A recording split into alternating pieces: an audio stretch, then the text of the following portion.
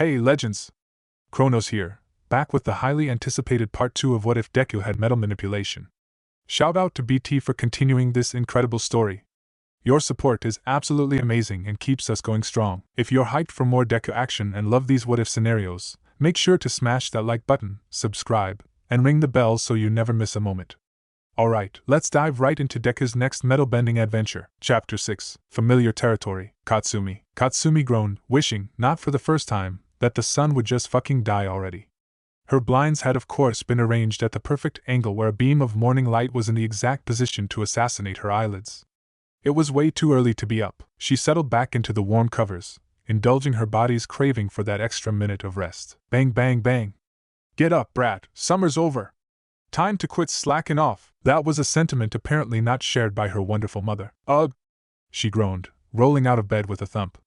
Katsumi dragged herself to her bathroom, going through the motions of brushing her teeth and washing her face while still half asleep. The shower that followed, however, helped chase away the last of the lethargy from her veins, and 10 minutes later she was dressed in a tight pair of yoga pants and one of her many pullover hoodies, finally ready to tackle her early morning workout. She raced out the front door and let out a hiss as the brisk morning air bit at the exposed skin of her face. Katsumi began a slow jog, taking a familiar path leading towards the forested park near her home. One might question the validity of showering before her morning workout. To those people, she'd say, fuck off. A splash of extra water in the morning was much preferred to feeling like fucking zombie for the next 2 hours. Katsumi slowed to a stop at a familiar clearing before starting her standard set of warm-up calisthenics.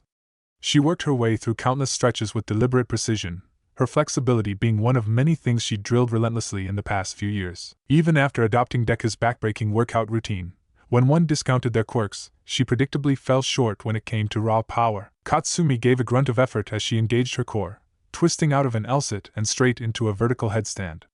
Her posture remained unwavering, a testament to the restraint shown in every movement. It wasn't like she'd been constantly losing to the nerd or anything, quite the contrary actually. Katsumi netted just as many wins as losses in their weekly spars. But she did it using other strengths to her advantage, namely, her greater flexibility and superior technique. She exhaled sharply through her nose, dropping into a narrow Muay Thai stance. Her lead foot bore more weight than the rear, allowing better balance for an aggressive style of combat.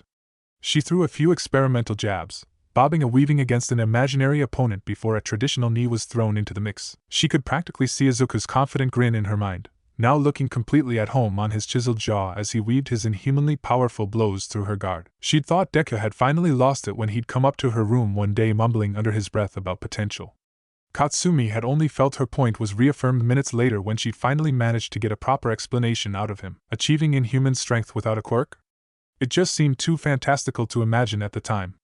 But as she gradually saw Izuku's progress over the months, Katsumi had to admit there might have been some credence to his theory. Joining him in his training had been a no-brainer once she'd seen the results for herself, plus any extra time with her best friend couldn't hurt. She continued her shadowboxing for the next half hour or so, before transitioning into a brief refresher with her quirk. Katsumi didn't attempt anything overly strenuous, knowing she'd probably be meeting up with Izuku after school for a much more taxing workout. Katsumi began the slow jog back to her house, invigorated and ready to tackle the day. It was the first day of her last year of high school, and Katsumi couldn't wait to get it over with.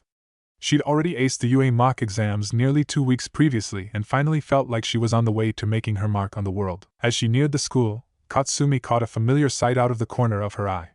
The steep hill that preceded the straightest shot into the heart of Muzurifu was one Katsumi had seen Izuku bomb down at insane speeds before. So, the sight of a familiar mane of green and black hair blazing down the hill towards her was no surprise. She shook her head as her friend danced across the deck of his board as he carved down the last 100 meters. He twisted his hips, dragging the board 90 degrees and sliding the rest of the way, still moving alarmingly fast as he sped towards her position. But Katsumi didn't move. This was a familiar routine between the two of them, and she refused to allow him the satisfaction of making her flinch. He slowed in the last few meters as she knew he would, stopping a mere 2 feet away from her. "Morning, Kaken," he said, smiling down at her. She sighed, looking up at the nerd with narrowed eyes. Who the hell did he think he was, looking all ripped and shit? Deku was supposed to be a puny brainiac.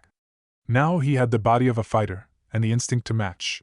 And he was tall as fuck. Shit. It wasn't that she disliked the changes that had recently come about in her best friend, she just didn't exactly know how to react to it. Katsumi couldn't deny it any longer. Izuku had somehow gotten, hot, and something simply had to be done about it. The others were starting to notice. The reputation the nerd had fostered in primary school hadn't exactly followed him into the upper grades. So, when the string bean had started tying his hair out of those gorgeous eyes, and the wiry musculature appeared on his lean frame, a history of bullying didn't seem so important anymore to the girls in their class. Luckily, Izuka paid none of the leeches any attention, so Katsumi was content in her inaction. But whether that was a good thing she wasn't so sure. Could having to keep her hands off that chiseled body really be considered good? It sure as hell didn't feel like it. Kaken? She blinked. How fucking long had she been standing there? Katsumi scowled, trying to play off the heat that came to her cheeks. Mornin', nerd. Early ride? She asked, nodding at the path he'd come from. His apartment was in the other direction, meaning he'd been in the city for some reason. His face lit up with a smile at the question. Yeah, actually, Kamui Woods was showing off for a crowd again. Oh? Deku had been following the up-and-coming hero since he'd won the UA Sports Festival a couple years back. He never shut up about the guy. The fuck? What happened? Izuka shook his head. It was just a purse snatcher. He got cornered and flipped out with his transformation quirk. He snorted at the memory. Dude was like a Rasta shark or something. But he was actually doing some damage by the time I got there. He started rolling next to her at a walking pace, and Katsumi rapped her knuckles against his quirk, taking a strange sense of joy at how the quick steel bobbed weightlessly through the air. I'm pretty sure Kamui was just toying with him. He mused. He was no big shot villain, but that's not the surprising bit. Right as he was gonna finish him off, a new hero hit the scene. Katsumi perked up at that. Oh? Anyone good? He scrunched his nose cutely. Cut it the fuck out, Katsumi, as if contemplating something particularly puzzling. This ought to be good. Well, aside from totally K-Cyan G Kamui Woods, her quirk seems to be simple gigantification. Though it is on a scale that I haven't seen in a while, at least in our generation. Deku huffed out a laugh. But something makes me think she's going to be pretty popular. That sounded ominous. Oh? Why's that? Izuka tossed her his phone. See for yourself. She scrolled through the various snapshots he'd taken of the scene, pausing to inspect some more closely. Some of the shots of Kamui Woods' lacquered chains prison were definitely background-worthy. But it was when she reached the last few photos that she understood what the nerd was getting at. She introduced herself as Mount Lady, and let's just say she plays to the crowd. Katsumi's eyebrow twitched slightly at the sight of the giant woman's voluptuous body. The crowds of reporters clustered around her gigantic fucking ankles, hounding for the perfect shot. She couldn't help the spike of inadequacy that shot through her momentarily. Katsumi knew her constant workouts kept her looking fit, but there was something to be said about being more, naturally gifted. She might have blasted her friend for the provocative nature of the shots of the giant woman, but Katsumi had a feeling the fault didn't lay with Izuku. He tended to approach his photography in the same way he did his hero notes. Almost clinically. She won't last long if she's only in it for the fame, Katsumi said cuttingly, feeling a need to justify her dislike for the woman. Izuka nodded in agreement. They spike in popularity over a short period, but ultimately people can tell when you're genuine or not. He smiled crookedly over at her. It's in the eyes, you know? Oh my god, stop that shit. Deku isn't supposed to be smooth, he's fucking Deku. Stumble over your words. Mutter like a psycho. Do something to let her know she hadn't gone completely insane. Hurry up, nerd, we're gonna be late. Katsumi stomped ahead, heels clicking sharply while her skirt flapped lightly with her aggressive steps. For fuck's sake, was this really what her life had come to? She was really letting Deku get her flustered. What had happened to the simple world she knew? Izuku. They'd made it to homeroom before the bell, and Kaken had returned to normal after a strange flash of aggression. Izuku was quite used to his friend's outbursts, having practically grown up with the girl. But usually he could pinpoint the cause. Extras being extras. Peasants not knowing their place.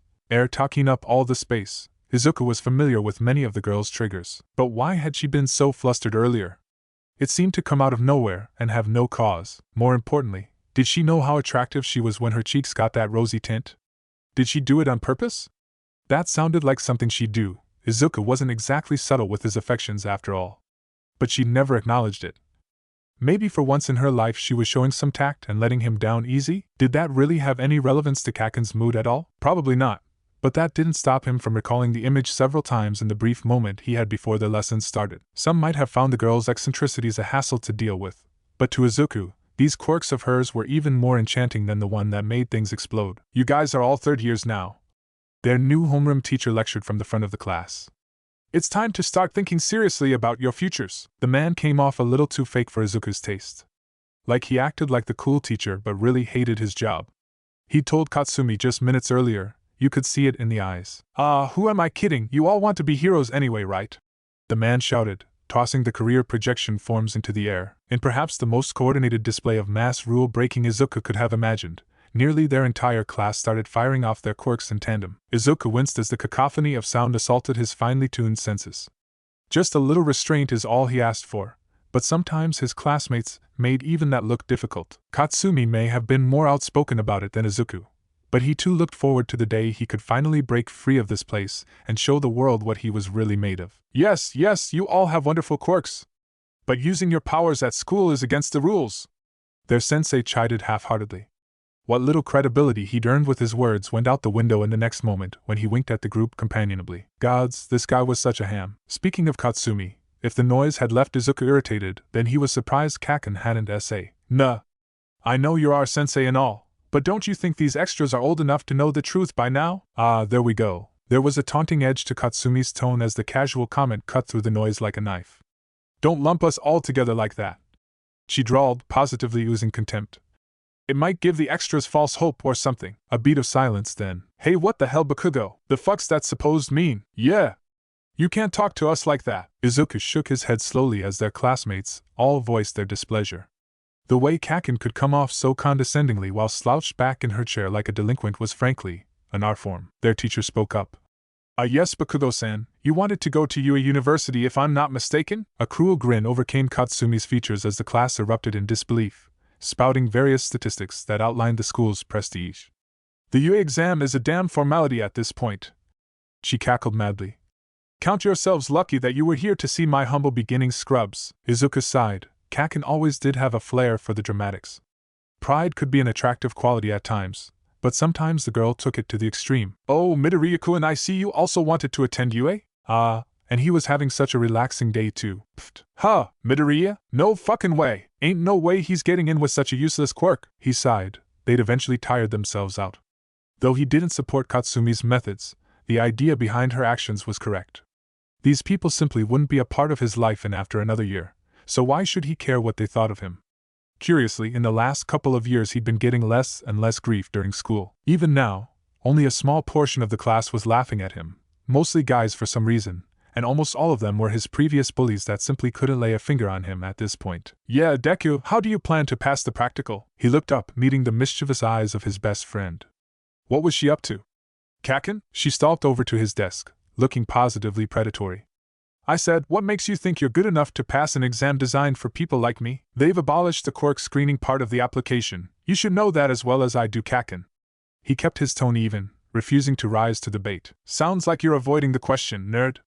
She was leaning over him now, palm braced on his desk and smoking lightly. He grinned, seeing that she had avoided burning any of his notes or papers, only charring the stained and graffitied wood underneath. He saw what she was doing, and it wasn't going to work. "I guess I'll just have to work really hard." "Not yet, Kaken." He knew she was eager for him to be recognized for his skills, but it really was more trouble than it was worth. "Whatever, nerd. What was that all about, Kaken?" Izuku laughed as they made their way to his home. He and Katsumi planned to train a bit down on Dagoba Beach and were going to stop by the closest of their houses to get a change of clothes. "Those fucking side characters need to learn their place, Deku. The real question is why you haven't flexed a little." She struck a strongman pose and let off a flashy explosion that was all bang and no bite. "You're incorrigible," he sighed, shaking his head. Izuku leaned back into a manual as they passed under a freeway overpass. "It doesn't matter what I am. It's about WHEGH. His head snapped to his friend, but where she was just standing was, well, Izuku didn't quite know what it was. The sun was blocked out by a hulking figure. The light traveling through its translucent body tinted the surrounding concrete a grimy green hue. The air carried a putrid stench, and Izuku wasn't sure if it was coming from the now open manhole that led to the sewers below, or the terrifying being that had emerged from it. "What a wonderful quirk you have there! And in such a noble young body!" Izuku's stomach lurched at the gleam in the monster's yellow eyes. "With this I might even be able to take him on."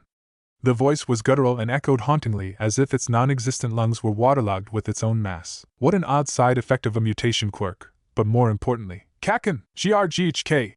Her answer wasn't encouraging. The monster before him had his best friend in its grasp, its thick, sludge-like body restraining her more and more by the second.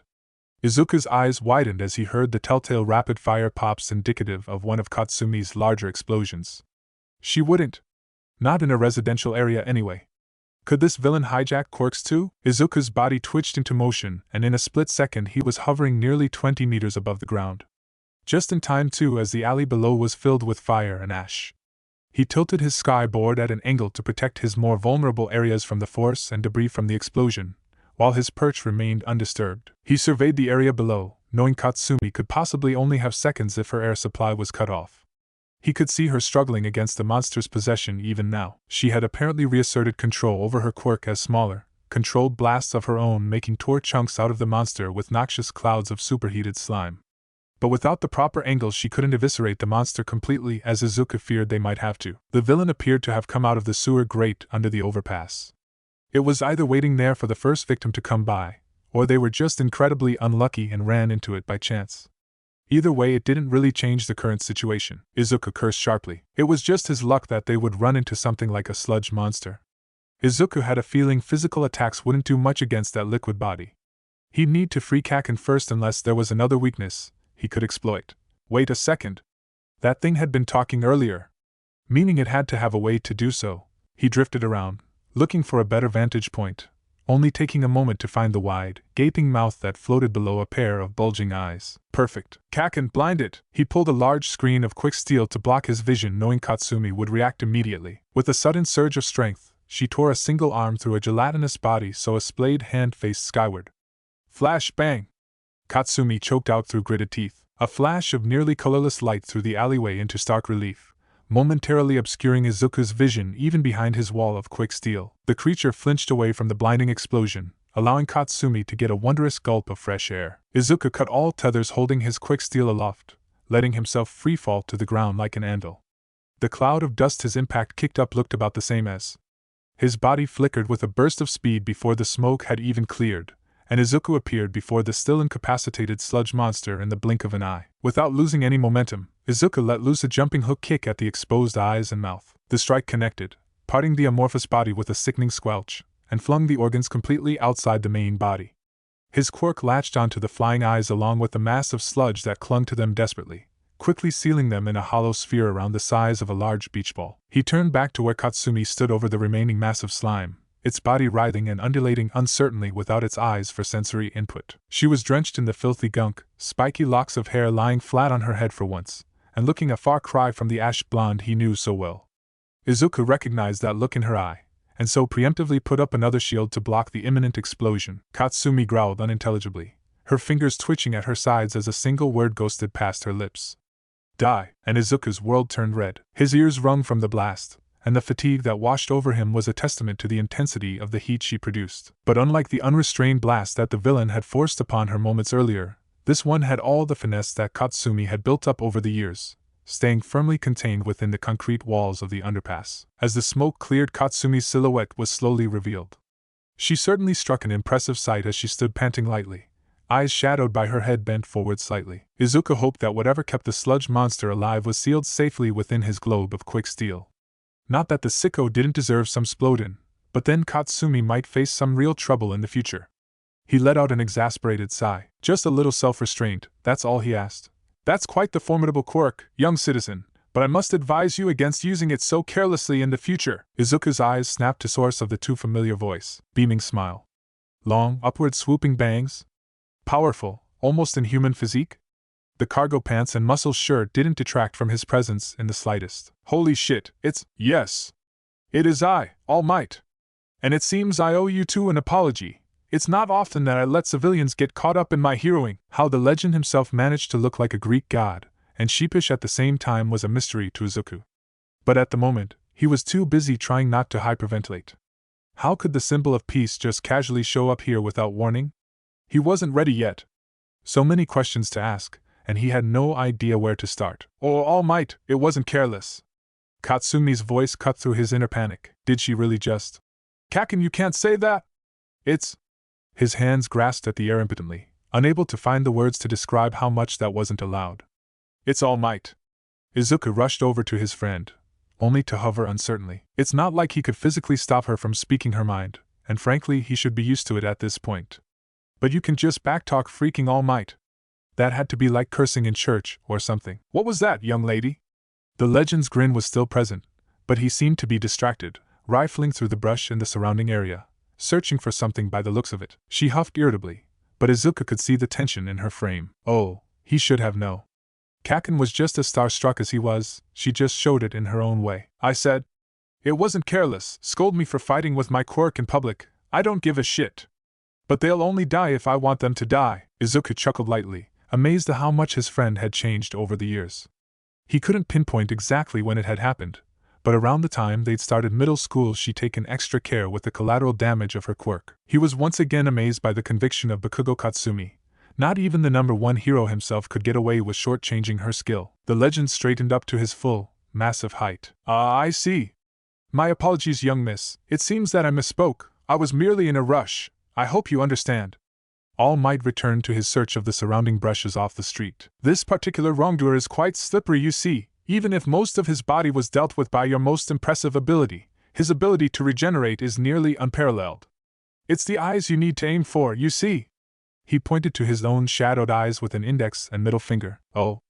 Well, at least he didn't need to worry about Katsumi having murdered someone today. That was always nice. All Might-san? The hero's baby blue eyes settled on him for the first time that afternoon. All Might's presence filled a space in a completely different way than Sensei did. Where his mentor exuded an oppressive force to all that challenged him, All Might's aura seemed to embrace and protect, bringing a sense of security without even lifting a finger. It was no less overwhelming. Yes, young man, what can I do for you? Izuku brought the ball of quick steel into view with a thought. If it's the eyes and mouth you're looking for, then I've got them right here. He rapped his knuckles against the hollow orb, producing a satisfying ringing sound, only to grimace as a gurgling wail answered from within. Somehow, All Might managed to grimace as well, while still keeping that wide grin plastered to his face. It was impressive, really. Why, thank you, young man. Though as a hero it's a bit embarrassing to be shown up by the people I'm supposed to be saving, but many thanks all the same. He reached slowly towards the metal prison, and Izuku barely managed to withhold a gasp. The tanned skin of All Might's massive hand was weathered and laced with a plethora of varying scars. An entire hero career of injuries recorded in plain view for any who cared to pay attention. The man always looked so pristine and polished when he appeared on TV. To see the evidence of his triumphs in person as someone who idolized this man as Izuku had. How humbling. Izuku slowly unfolded the globe of quick steel that restrained what was left of the villain, marveling at the casual display of dexterity by the symbol of peace as he snatched the fleeing criminal out of the air. All Might stuck the eyes, mouth, and remaining slime into 2-liter Coke bottles of all things, and had signed Volume 14 of Hero Analysis for the future with a wide grin the minute Izuku had asked. Before he knew it, the legend himself was crouching down in preparation to leap into the distance. In another situation Izuku would be thrilled to witness one of his legendary super jumps in person. But now, that would mean he'd be leaping away from Izuku, and he still had so many questions. He felt a nudge at his shoulder, turning to see Katsumi at his side. Go, nerd, you know you'll regret it if you don't. His eyes widened, surprised for a moment that she knew him so well. All Might, wait! Well, he'd done it, now what? He'd delayed his hero even further, so it better be worth it. Which of the many curiosities that filled his head would be appropriate to ask here? For a second, Izuku was stumped, before his mind returned to something he'd been curious about for a while now. He squared his shoulders, staring into the man's eyes. All Might, do you have someone looking out for you too? You keep all of us safe, but do you have someone you can lean on as well? The blonde hero turned, peering curiously at Izuku, who shrunk back a bit at the stare. Young heroes to be, what are your names? Midoriya Izuku, sir. TCH, Bakugo. Bakugo Katsumi. Well then, Midoriya Shonin. How kind you are to worry about one such as I, but fear not. For evil will not prevail in the face of friendships such as yours. His smile grew a bit softer, and he placed a heavy hand on their left and right shoulders. I too have friends I can rely on, Midoriya-kun, Bakugo-chan. And with that, he gave a jaunty wave before crouching once more. I look forward to seeing what becomes of you too. But until then, a concussive force jolted Izuku off his feet as the man leaped thousands of meters into the air, clearing even the tallest of Muzurifu's skyscrapers with a single bound. Izuku stood transfixed at the incredible display of power, before a splat broke him out of his thoughts. Katsumi stood scowling as she flung her hoodie to the ground with a disgusting squelch. God, this is fucking gross, she shouted, incinerating the ruined clothing with her quirk.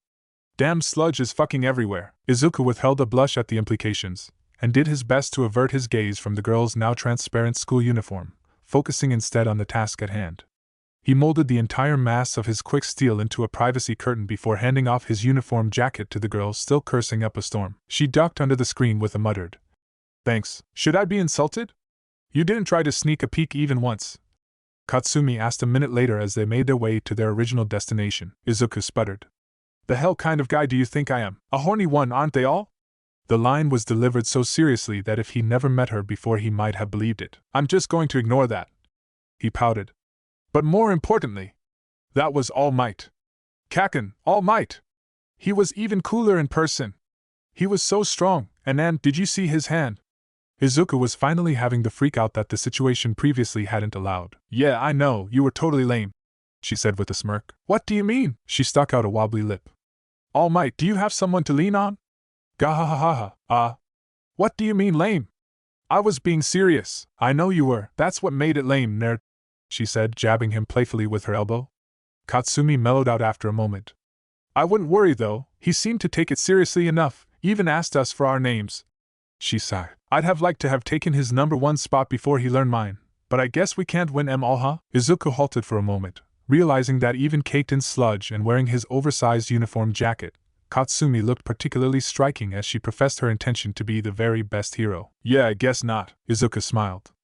All things considered, today wasn't so bad after all. Katsumi stood before the enormous vat of water boiling over a bonfire on Dogoba Beach, thinking that perhaps Izuku's mysterious sensei might have rubbed off on him a little more than she'd realized. The shower she'd taken that afternoon at Izuku's house had been glorious, letting Katsumi cleanse the taint of sludge from her skin after probably the most uncomfortable walk of her fucking life.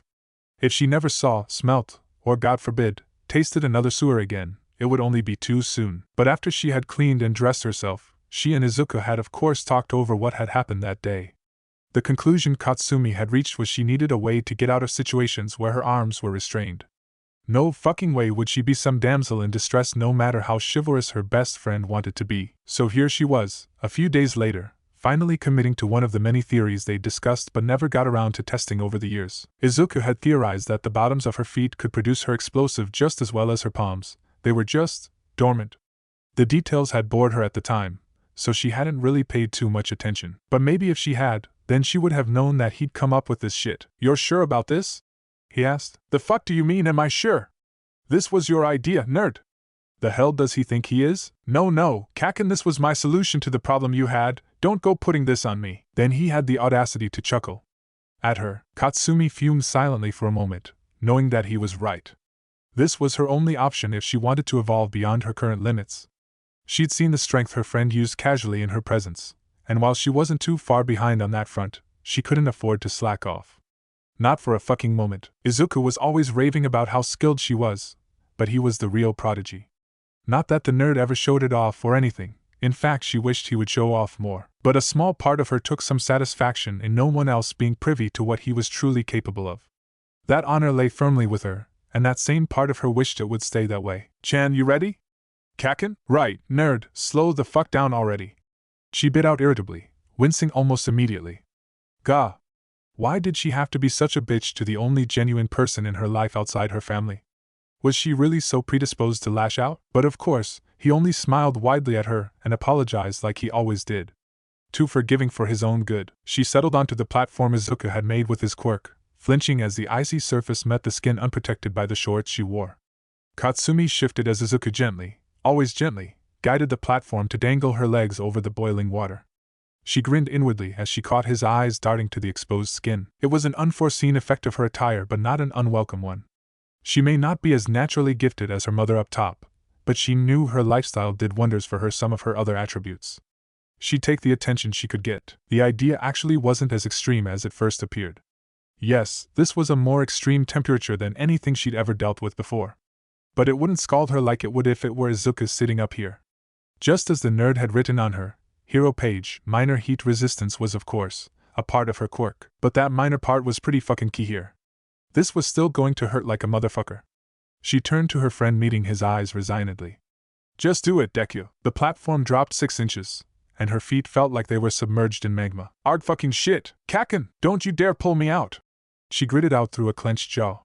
The steam billowing up around her clung to the fabric of her clothes, leaving her a sweaty mess. but it was the pain surrounding the sensitive skin of her feet that held all the girl's attention. "It's a good thing people haven't started coming around here at this time of year," Izuku said. Ugh, she knew she told him to commit, but now he was way too relaxed for the situation she was in. "Why's that, Deku?" she bit out, trying to distract herself from the pain. "Oh, with the way you screamed, I wouldn't want them to think I was torturing you or something." "You are torturing me!" Was that a tad irrational? Perhaps. But in the heat of the moment it made her feel better, and she knew he wouldn't hold it against her. He never did. "All right, that's enough, I think," Izuku said, raising her from the barrel before she could protest. "The hell, Deku? I could have gone way longer." He smiled at her like he was placating a child. "The hell was that about?" "I know you could have," he sighed, frowning seriously. "We know your skin is heat resistant, but your muscles? Your organs?" He shook his head. "Let's go slow at first. Your mom would never forgive me if I brought her back some poached kakin." Oh my god, he was so fucking lame. Why the fuck was her mouth tilting up like that without her permission? Stop smiling, damn it. But she had to admit that made sense, and so, grudgingly, Katsumi let him guide the quick steel platform to the sand. He always kept a hand on it. She knew he couldn't quite lift other people remotely with his quirk yet. Obviously, skin contact drastically improved its power, and with the heat of the fire so close, it was necessary to keep its form at all. Izuku settled next to her so he could keep the platform solid, allowing her to avoid resting her tender feet in the coarse sand. She hissed in appreciation a moment later as the soles of her feet touched the cool metal. "So, what now?" she said, turning to face her friend. Izuku paused to think for a moment. "How do you use your quirk with your hands?" "Just try to emulate what that feels like, I guess," Katsumi sighed. That wasn't very helpful, but she supposed she'd have a much better shot at something intuitive like this. Even if Izuku was practically a walking hero encyclopedia, you never knew another's quirk like your own. Of course, she knew what it felt like.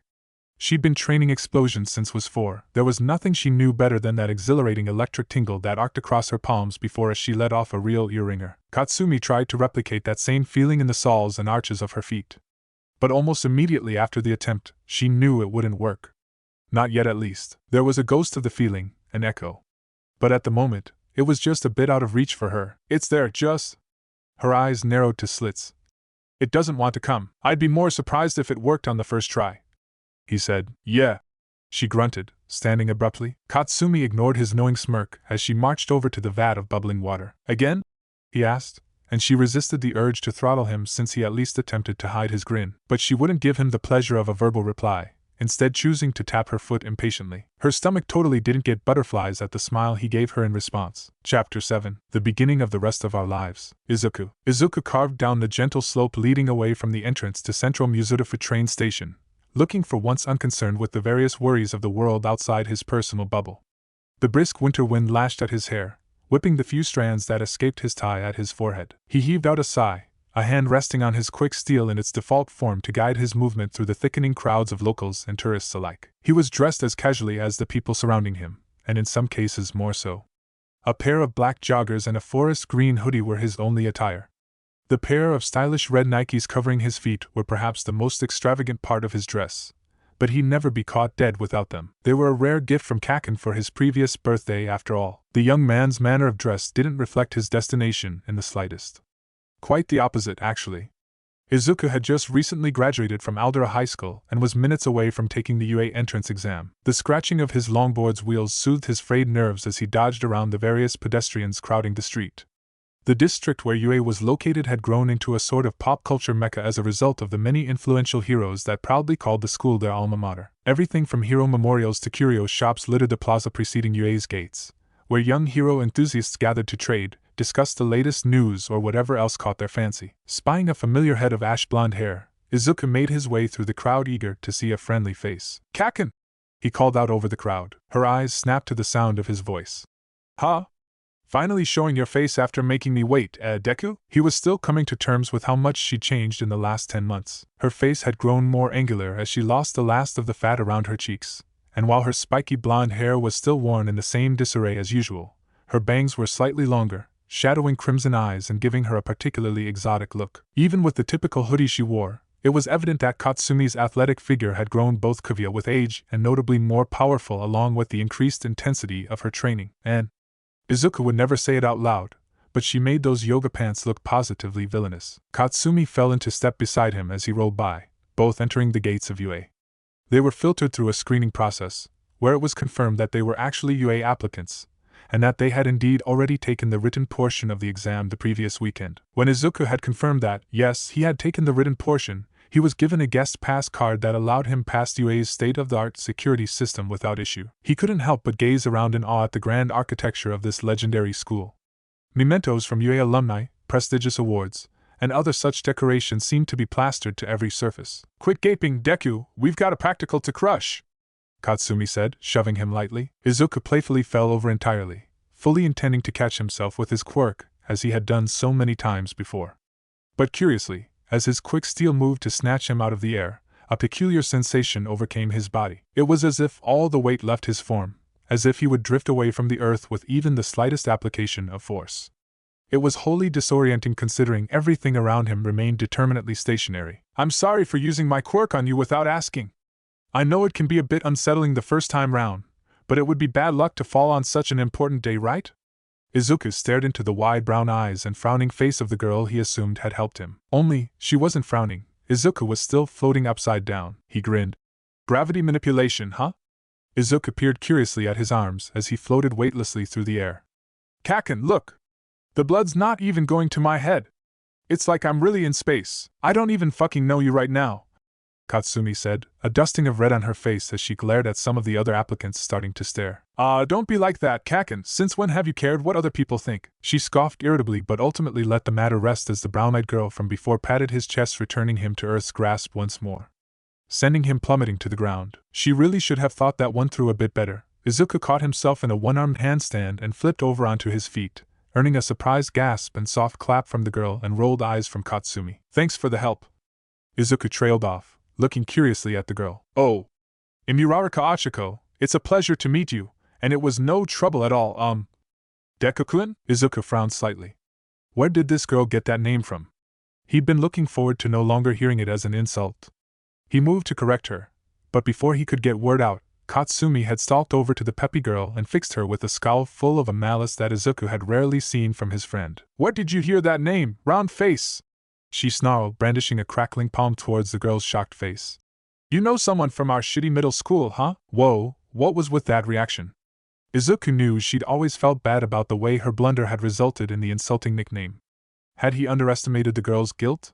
But pondering that had to come later. First he had to calm a temperamental blonde. "Kaken, relax. Does she really look like she's even capable of bullying someone?" They both turned to look at the girl, taking in the wide, innocent, chocolate brown eyes, the youthful bob haircut, and near-permanent blush marks. They turned back to each other and Izuku could practically see the gears turning behind his best friend's eyes. "Shit. I overreacted, huh?" she bit out. "Yeah," she sighed before turning resignedly to Uraraka, who to her credit, looked only politely curious despite practically being assaulted moments earlier. "My bad, round face, she breathed curiously. Poor girl, but she was handling some of Kaken's more eccentric traits like a champ. It was impressive, really. "Please don't take it personally," Izuku pleaded, clapping his hands together and smiling good-naturedly. "She just takes a while to learn new names." That was a lie. Kaken's memory was fantastic. He just neglected to mention that she had to be seriously impressed before she'd ever consider addressing anyone by anything but a nickname. "Oh, I totally get it. Lots of new faces on a day like today, right? I hope you all do your best." Izuku was floored. The girl seemed to radiate a sense of energy and goodness like no one he'd ever met before. No one should be that happy. It was almost overwhelming, but certainly something he could eventually get used to. He nodded in agreement, earning another beaming smile from the girl. "Wow, I was way off the mark, wasn't I?" Katsumi muttered from his shoulder as she peered suspiciously at the new girl, who perked up at her voice. "Oh right. Can I ask what that was all about back then? I didn't mean to offend anybody." Uraraka's brows were furrowed adorably as she stared them down resolutely. So she may have a fluffy exterior, but he guessed she was there for a reason as well. Izuku inwardly grinned, getting a bit of a better understanding of his new friend. "Don't worry about it, Uraraka-san, just a bit of a mix-up." Izuku tilted his head towards Katsumi, scowling at his side. "This is Bakugo Katsumi and I'm Midoriya Izuku," he said, giving her a wave. A look of realization came over her features. "Oh, I'm so sorry, I just heard Bakugo-chan call you Deku-en. I just thought it had a kind of you can do it vibe? Was I wrong?" A beat of silence. "Too fucking pure." Katsumi scoffed irritably, and Izuku hid a smile. He couldn't help but agree with the assessment. That was definitely one of the more complimentary interpretations he'd heard of his nickname, but still. I'm flattered, Uraraka-san, and you're welcome to call me Izuku or Midoriya, whichever's easier for you. But if you don't mind, Kaken and I have known each other our whole lives and she's really the only one who calls me Deku anymore. He hesitated for a moment, glancing to Katsumi. I'd like to keep it that way if you don't mind. Izuku grinned as Ochako practically had stars appear in her eyes, her face audibly swishing through the air. She was nodding so rapidly in agreement. What was that all about? Ochako left Izuku and Katsumi to find her assigned seat as they all filtered into one of UA's many massive gymnasiums. To Izuku it looked more like a futuristic rock stadium than any gym he'd ever seen. But it was an observation that made much more sense when moments later, Pro Hero, present Mike, gasp, took to the stage. What followed was a general explanation of the practical exam delivered in the Voice Hero's typical fashion, loud and as flashy as possible. Other than a particularly rule-abiding student chiding he and Katsumi for trading comments during the explanation, the rules were straightforward to an almost insulting degree. This was all it took to gain entry to the most prestigious school for hero work in the nation. Smashing robots? Sure, the theoretical exam weeded out the poor academic students, but there had to be something more to this practical. There had to be. Looks like they're separating applicants from the same regions, Katsumi said, peering over at his exam location. That's good, wouldn't want you to help me cheat, now would they? Izuku said, almost managing to keep a straight face but failing in the end. Even Katsumi had to crack a grin at the absurdity of her helping the competition score more points. Go out and kill it, nerd, she said, holding out a fist. Izuku went to tap his own to hers, but she pulled away at the last second. Her crimson eyes stared up at his own. Since when had he been so much taller? Seriously, Izuku, no more hiding, you're out of excuses now. Her grin turned feral. Even you can't complain about me killing robots, right? Think you can keep up when I don't have to account for fragile human bodies? Izuku had never been more terrified and aroused at the same time. He shivered, hoping for his own sake that Katsumi never figured out the ironclad hold she had over him. He managed to break out of his stupor enough to pound his fist into hers, being sure to coat his knuckles in quick steel to protect them from the explosion he knew would occur. Let's go make our mark, Katsumi. She fucking knew this would happen. 10 steps into UA and Deku had already run into another girl that had shown interest in him. Katsumi knew it had only been a matter of time, but she thought she had more of it, damn it. And even worse, even she was having trouble hating round face. The girl was disturbingly cheerful, a perfect match for Izuku. Katsumi scowled and started limbering up, having been led to Site D with a large group of fodder moments earlier. They certainly didn't look like much, and some puny weirdo with purple hair had been staring at her earlier. Blasting people before the exam even started probably wasn't the best decision though, so she shot him a glare instead, inwardly laughing at the violent flinch he gave. Izuku would have been proud of her restraint. Katsumi pulled her ankle to her hips to stretch her hamstring while deliberating on how she'd tackle the exam. Shoes or no shoes? She was confident she had the firepower to top the charts with just her hands, but she shucked her shoes off and tossed them to the side of the starting line. How could she even think of holding back after giving the nerd shit for it not 10 minutes ago? Besides, this was practically her debut. It was time to make a splash. Katsumi hopped from foot to foot, throwing a few experimental jabs.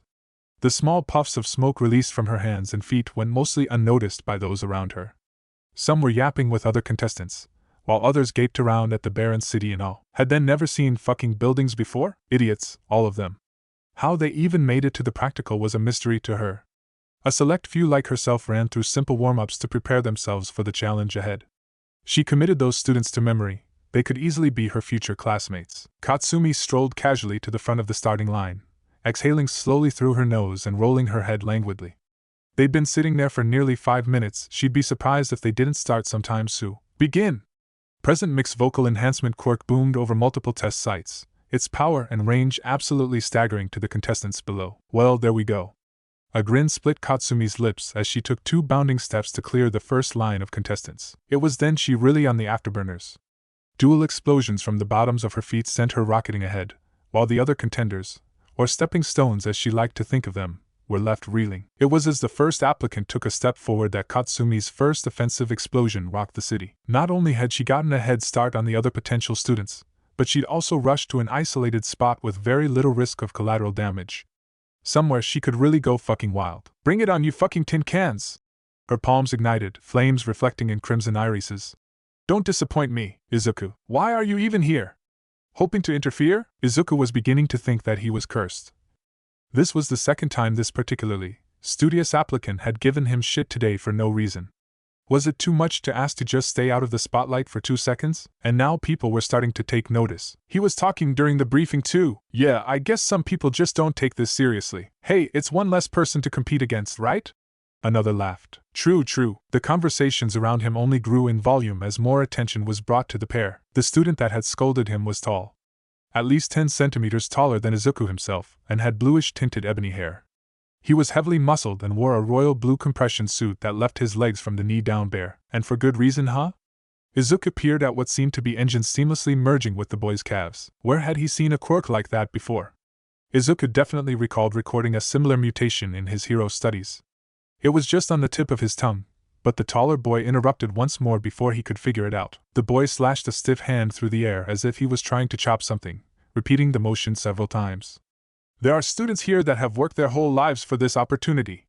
It is indeed disrespectful for you to be here just goof, I know. Izuku's words cut through the scholar's rant, silencing the taller boy with their intensity. I'm one of them. The boy gaped at the audacity of someone cutting him off. Had no one ever done that before? Izuku wasn't one to purposefully interrupt people, but this guy seemed like he had a rambling problem to rival the one Izuku had as a child. It was just delivered by lecture instead of mutters. One of what? You are making no sense. There went that chopping again. What was up with that? But Izuku wouldn't judge. He'd met plenty of people with worse eccentricities. Hell, 2 of them were some of his closest companions. The students that have worked their whole lives for this opportunity? Yeah, I'm one of them. Izuku fixed the boy with a piercing expression, eyeing the stiff posture and stern scowl fixed on his face. Izuku faltered slightly when he met the boy's indigo eyes, which remained kind and earnest despite the stern set of his brow. Maybe the guy just combated stress with forced order? Either way, look, Izuku sighed. He nodded towards the person who'd started the whole disagreement in the first place. That girl, her name is Uraraka Achiko. The boy flinched, eyes widening slightly. And as you're starting to realize, I do indeed know her. I wasn't trying to sabotage anyone, and yes, I am taking this seriously. Izuku strolled away with a huff, not paying attention to the boy's reaction to his words. Either he'd understand or not, but any further energy spent convincing him would only be wasted. Hearing the same fucking taunts from all those ignorant people of his youth had left him heated in that moment. This was supposed to be the day he left all that behind him, but once again he was reminded of the fickle nature of crowd mentality. But that was easily remedied. Izuku shucked off his shoes, reaching to the sky to stretch the muscles that had stiffened slightly while he had been idle. All he'd have to do was prove beyond a shadow of a doubt that he belonged here. That all the people that said he wasn't good enough were dead wrong.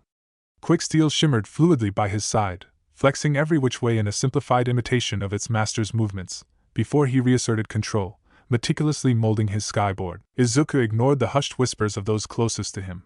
They were sheep that had written him off just moments earlier, but he'd save them all the same. He'd show them that he deserved to be here. That he was meant to be a hero, beyond a shadow of a doubt. Begin! Izuku took a running leap, his skyboard snatching him out of the air before he sped off, leaving the still stunned participants gaping. What are you waiting for, listeners? There are no countdowns in real life. Go! Gee! The die has been cast. Your destiny is in your own hands. Izuku bent low over his board to counterbalance the rapid acceleration as he cut loose with his quirk for the first time in ages. He skimmed mere meters away from the street surface, dodging abandoned vehicles and trees with an exhilarated shout. This was the best. An arena where he could show what he was really made of after holding back for so long. Biting wind cut harshly into his face, but Izuku cut through the abandoned streets without giving it any thought. He surfed through the air with a wild abandonment, imagining a course to traverse before his eyes, weaving through stone pillars and utter losing himself to the sport of it all. So much so that he'd almost forgotten about the exam itself when an immured, vaguely crab-like robot crashed into his path. Almost, without losing any momentum from his audacious trek through the city, Izuku tilted the nose of his skyboard up slightly as the mechanical villain unloaded a round of rubber bullets. While the ammunition obviously wouldn't inflict that same amount of damage as a typical bullet, taking a shot to the neck or face could possibly put some of the more fragile contestants out of commission. They rattled harmlessly off the solid surface of his board, of course, letting Izuku race towards the robot without fear. The robot took a powerful swing with its clawed, mechanical arm, but Izuku had already leapt off his board straight into the air. He gave a satisfied smile as the machine's glowing reticle tracked his path through the air, only to get impaled a moment later on the pike that he'd molded from his board. The quick steel thinned out a moment later, catching its rider even as the once threatening robot crumpled into a sparking, pitiful pile of scrap. 2. Izuku sped off to a cluster of one-pointers that had gathered around what looked like an abandoned shopping mall just as the other applicants had started moving. The guns of the one-pointers had incredibly slow projectile speeds despite being able to inflict reasonable damage. Taking advantage of this fact, Izuku deftly weaved around them in the air, waiting for the perfect moment to strike. The foe villains apparently had a reloading system as well, perhaps to simulate a real-life situation? He grinned. Maybe it was just to give them a fighting chance. He dropped to the ground, quick steel elongating into familiar-looking katana. Izuku was no master with the blade, but what a waste it would have been to not pick up any technique in his time with Chi-sensei. Besides, these buckets of bolts were hardly expert martial artists. He was more than capable of taking them on. Izuku dove into Hifrei, ducking a wild swing and bisecting the mechanical offender with a swift slash of his blade. He spun around to dispose of another, his quick steel weapon carving into their brittle outer plating like a hot knife through butter. 3-4. Another one-pointer tried to pin him down with gunfire, but Izuku was too quick, having sprung backwards out of the way, sliding into a low crouch. He straightened up after a moment, slowly strafing to the right of his target like a predator stalking its prey. For a moment, lively jade eyes met the artificial lens of the robot, and both were still. Until Izuku's arm darted out with a light swish, a short knife that he'd split from the main mass of quick steel embedding itself in the glowing reticle. The foe villain collapsed, disabled completely by the precision of his throw, even as a glob of his metal slithered out of the smoking remains of the villain. He could only keep it hardened for so long after it had left his hand, but it was effective enough as a throwing knife. He'd been nicked by the things enough times in his spars that he'd eventually asked for some tips from the man. Looking back, perhaps he should have phrased his request better. 5. Izuku flung several more knives at the various bots that had approached, ramping up their velocity with his telekinesis. They each sunk into their target with a satisfying crunch, but Izuku had already taken to the sky once more, the smaller globs of quick steel trailing after the main mass that he stood perched on. 8.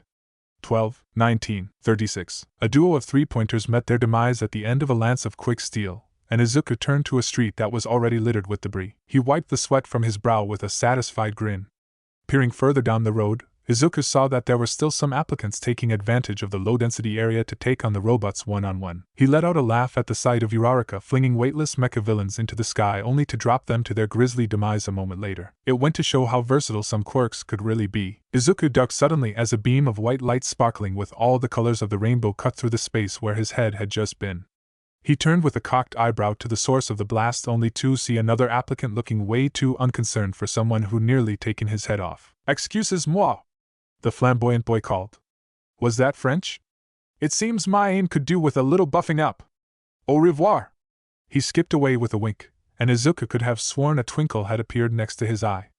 Was that really a part of his quirk? Strange. Katsumi. A cybernetic graveyard lay before her. The pungent smell of gunpowder and smoking engines seemed to permeate the air, one of the many traces of Katsumi's path of carnage. She'd carved through the mock city like a one-woman army, taking on every pitiful machine that crossed her path and leaving only destruction in her wake. Flickering orange reflected off glassy crimson irises as Katsumi let out a calm, cathartic breath of smoggy air. Was this all UA really had to offer? She could probably tear through these flimsy toys with her eyes closed. And they thought beating out the rest of these extras would be enough to pose a challenge. For her? Yeah, fucking right. The one-pointers were speedy but caved under her blows like wet cardboard, and the two-pointers weren't much better. The lower-point robots were both at least equipped with guns that shot rubber bullets, but they had a fairly predictable firing pattern. Easy enough to avoid, and even easier to destroy. It was the three-pointers that really packed a punch. They looked like armored tanks with better mobility. Not to mention the AoE shock rounds that came loaded in their turrets. The shells would stun anyone within the vicinity of the detonation for a short duration. But in an exam like this, a short time of inaction could be the difference between passing or not. The other applicants seemed to be avoiding them in favor of racking up points from the weaker of the three. It might have been a good strategy, and some might even say the test favored highly mobile quirks that could get to more robots in the short amount of time given. The blood pumped in her veins and her palms crackled with anticipation. That was all well and good for quirks that were so limited in their use. She, however, was a cut above the rest. Royalty among peasants. Katsumi blast jumped herself a good 20 meters above a cluster of 6 three-pointers that had cornered a group of students. They hadn't been paying enough attention and had trapped themselves down a dead end. She seemed to hang in midair, relishing the brief moment where she was free of gravity's hold. "If you can't handle the damn heat, then why are you even here?" she growled with a grim smile. It only widened as the cluster of robots stopped chasing the fleeing students, turning their optics up towards Katsumi. The momentum from her jump quickly waned and she let herself freefall in the same way Izuku had all those months ago. Katsumi used a burst of force from her palms to dodge the few shots that had been fired, before her right fist erupted in white-hot flame. "What the hell is she doing?" she heard someone call out. "Someone catch her! She's insane!" Their comments only made her already manic grin widen. "Watch and learn, fodder! This is the difference." The white flame began to glow, and Katsumi reveled in the heat that bit at her skin. It was tangible even from across the street where the other applicants stood frozen in shock.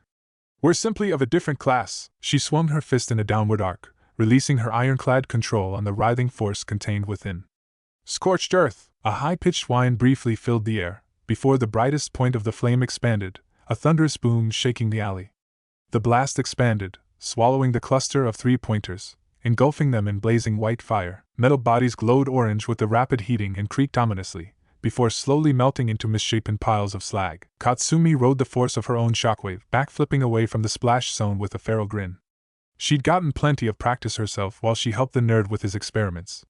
Regulating the type of explosion she caused with her quirk had become second nature by this point. She'd never be able to break down the science behind what allowed her this freedom with her quirk. That simply wasn't Katsumi. It wasn't how she worked. The specifications of what had wrought the destruction before her was a combination of a highly concentrated point of impact and extreme heat. Izuku could probably come up with a combination of whatever chemical she secreted that resulted in this particular blast, but her strengths lied in other methods. She just figured it out through trial and error. Katsumi may have cackled a bit madly in that moment, but she fucking dared someone to say something about it. Before kicking off with an explosive leap towards several of the cardboard bots that a few applicants were somehow struggling with. There was a certain beauty in the potential destruction she could cause with her quirk. Constantly keeping a lid on her explosive ability was something Katsumi was particularly diligent about, but finally she could just let it all go, exploding whatever she wished with no repercussions. She connected with the crowd like a bullet, using constant, small-scale blasts to aid her blows and mobility. Metal husks caved beneath her fists, and in no time at all, the plaza had been cleared. "Holy shit! This chick's been taking these things out like nothing, I know! Did you see that shit she pulled earlier? She's gotta have over 50 points by now. So manly. Wait, what was that last one?" She'd been content to ignore the comments of the extras, but did some prick just call her manly? The fuck was that supposed to mean? Oi, shitty hair! What the F? A low, rattling groan filled the arena. It was the kind of sound that could only be produced by something incredibly large and metal trying to shift its weight. Throttling the redhead could wait. It looked like the examiners were finally getting serious. A massive mechanical arm smashed through one of the multi-story buildings a few blocks down the street, sending shattered glass, dust, and all kinds of debris raining down on the street below. Katsumi blasted through a particularly large chunk of concrete as it spun towards her with barely a twitch of her arm. Her eyes narrowed dangerously at the mechanical monstrosity that was now rampaging through the foe's city. She rolled her shoulders, gauging how much more stress her arms could handle before she'd really start feeling it. Even she might have some trouble taking something like that down. Its body was heavily armored for one, and some sort of plating covered its exterior, everywhere but at the joints at least. Like a suit of armor, those areas were clear to allow a certain level of mobility. Katsumi eyed the other students fleeing in terror from the giant as well as the lower-leveled robots that now stood idle, no targets close enough for them to engage in combat. What to do? The fodder bots were so grouped and primed for the taking, but her crimson eyes settled once more on the 0-pointer. Izuku. Were the examiners out of their damn minds? What were they thinking sending out something so large? Dangerous? Well, there was a long list of things that were wrong with Izuku's current situation. He just carried another applicant to safety after that goddamn 0-pointer started tearing up the shopping district of his test site. The guy's quirk had reached its limit, and left him vulnerable to the chaos caused by the massive robot's rampage. Izuku left the applicant tucked away from the battle with a smile, and some advice to stay out of sight until the end of the exam. And wasn't that a kick in the ass? UA clearly wasn't above throwing their students into the deep end to get the best results possible. It only reinforced the belief that this was where he needed to be, and nothing could take that away from him. Not even some giant apocalypse bot. Izuku crouched low over his skyboard as he rocketed towards the source of the chaos, one hand resting on the surface to improve aerodynamics. He kept an eye out for the odd 1, 2, or 3 pointers that he could take out along the way, but by this point he was mostly looking for applicants that were being overwhelmed by the metal beast's destruction. From his vantage point he could see several of the 0-pointers lumbering in the distance, so far that he was unable to make out any specifics. In fact, if he didn't already have an example of its full size, He'd be curious as to what could appear so large on the horizon. On another note, Yue was huge. Even hundreds of meters into the air as he was, Izuku couldn't make out a definite end to the sprawling campus. It looked more like a small city than a school, the urban mock arenas and facilities only a small aspect of the grounds. He could make out rolling hills and fields as well, some containing growing crops and livestock. Was Yue self-sustaining? He wouldn't put it past the prestigious academy, but hearing about it, and seeing such a sight with his own eyes were two entirely different experiences. An echoing crack accompanied by a harsh flash of bright light in the corner of his eye brought Izuku out of his admiration for his potential school, only to ignite his admiration for something else. Or someone. That had to be Kaken's Quirk, he'd recognize it anywhere. But seeing it from so far away? What had gotten her so riled up? An irrepressible smile came to Izuku's lips a moment later, his eyes tracking the path of his own sight's zero-pointer. What an absurd question. Of course she tried to take it on. Izuku swooped back down to street level as he approached the rampaging robot, dodging around fleeing applicants like some kind of old-school arcade game. Seeing an armored three-pointer flanking the retreating group, he quickly drifted over and flicked his board up as a barrier, bare feet still planted firmly on the surface. Izuku felt the shot impact the bottom of his quick steel in that brief moment he spent parallel to the ground. A lance of pain suddenly arced up from the heels of his feet up through the rest of his body, his muscles seizing involuntarily.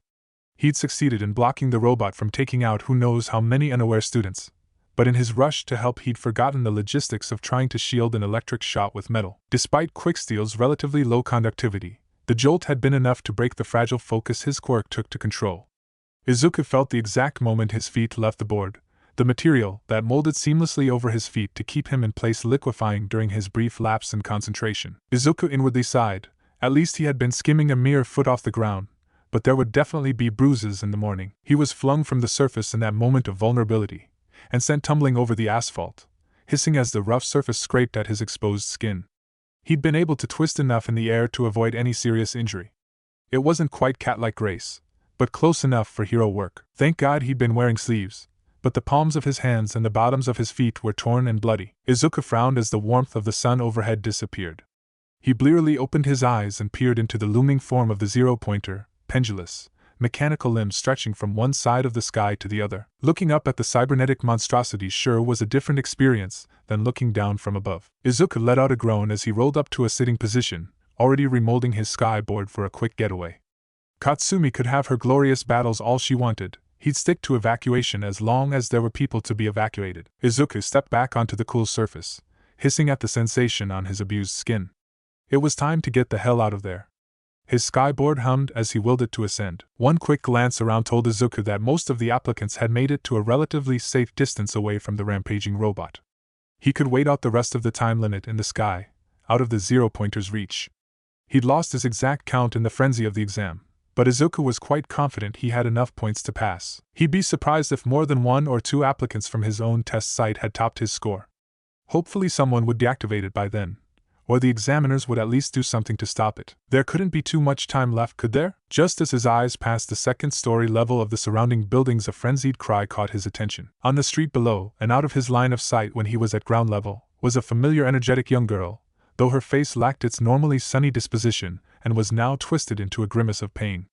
A thick block of concrete had fallen from the zero-pointer's rampage and pinned the brunette in place. Her arms were twisted at an awkward angle, leaving her unable to use her quirk to escape. The ground shook as the zero-pointer took a perilous step forward, pulverizing an abandoned vehicle into scrap metal and getting close, too close, to the helpless girl below. Izuku moved without a thought, his skyboard screaming through the air which seemingly distorted, leaving a slipstream trailing his path. A heavy, armored limb began its descent and Izuku's blood ran cold. He wouldn't make it in time, at least not to get her out of danger. What should he do? He couldn't stop something that like this monstrosity. Was there any way out of this situation? I want to be a hero, that's what you said, right? Despite the desperation of the situation, the beginnings of a smile tugged at the corners of his lips. He leaned further over his board, hoping for an edge in his race against the metal monstrosity. Is your conviction really so weak? No, it wasn't. It isn't. What kind of hero would he be if he failed to save the very first person that really needed his help? Unacceptable. Quicksteel liquefied before he touched down in front of a trembling and wide-eyed Uraraka. Writhing tendrils of the metal surged to wrap tightly around his arms, merging into a seamless, gleaming coating spanning from the tips of his fingers to just past his muscular shoulders. The material flexed and shimmered along with his subtle movements, the ironclad control Izuka held over its shape, keeping it just malleable enough to pose no threat to his dexterity. "Midoriya-kun?" Uraraka choked out in a small voice. She'd tell him years later that he'd given her a particularly encouraging look in that moment. But all Izuka could remember was grinning steadfastly through his pounding heart, racing thoughts and, of course, the gripping fear. "Don't worry, Uraraka-san!" A confident smile. "I'll get us out of this." He barely registered the stunned nod before turning to the approaching mountain of a fist. His world became restricted to the all-encompassing wall of metal. Izuka let out a long exhale, raising a glimmering arm with a casual air that belied the urgency of the situation. A rattling boom shook the street. "Tashinori, in this practical exam, the examinees have not been informed of the number of villains or their location." The diminutive principal of Yui University happily lectured the observing teachers on the qualities they looked for in their applicants, though from the bored look on Aizawa's face the speech must have been for the new teacher's sake alone. From what Nisa had said so far, he needn't have listened. Why? Because the qualities Yui looked for in its students were the same ones the world looked for in heroes. Yagi Tashinori may have been new at the whole teaching thing, but if there was one thing he knew, it was heroing. That aside, he still paid rapt attention to his new boss, not quite having the temerity to slack off so brazenly as his colleague beside him. Information gathering, the ability to understand the situation before anyone else. Mobility that can be used in many different circumstances, discernment to be able to stay calm in any situation. And, of course, pure combat ability. The projected screens that displayed the various practical exam sites filled the room's walls, and Yagi wondered, not for the first time, if Nisa got off on acting the part of an evil supergenius sometimes. He certainly had the lair down pat. The images displayed cycled through the various applicants, settling on two faces that were familiar to him for some reason.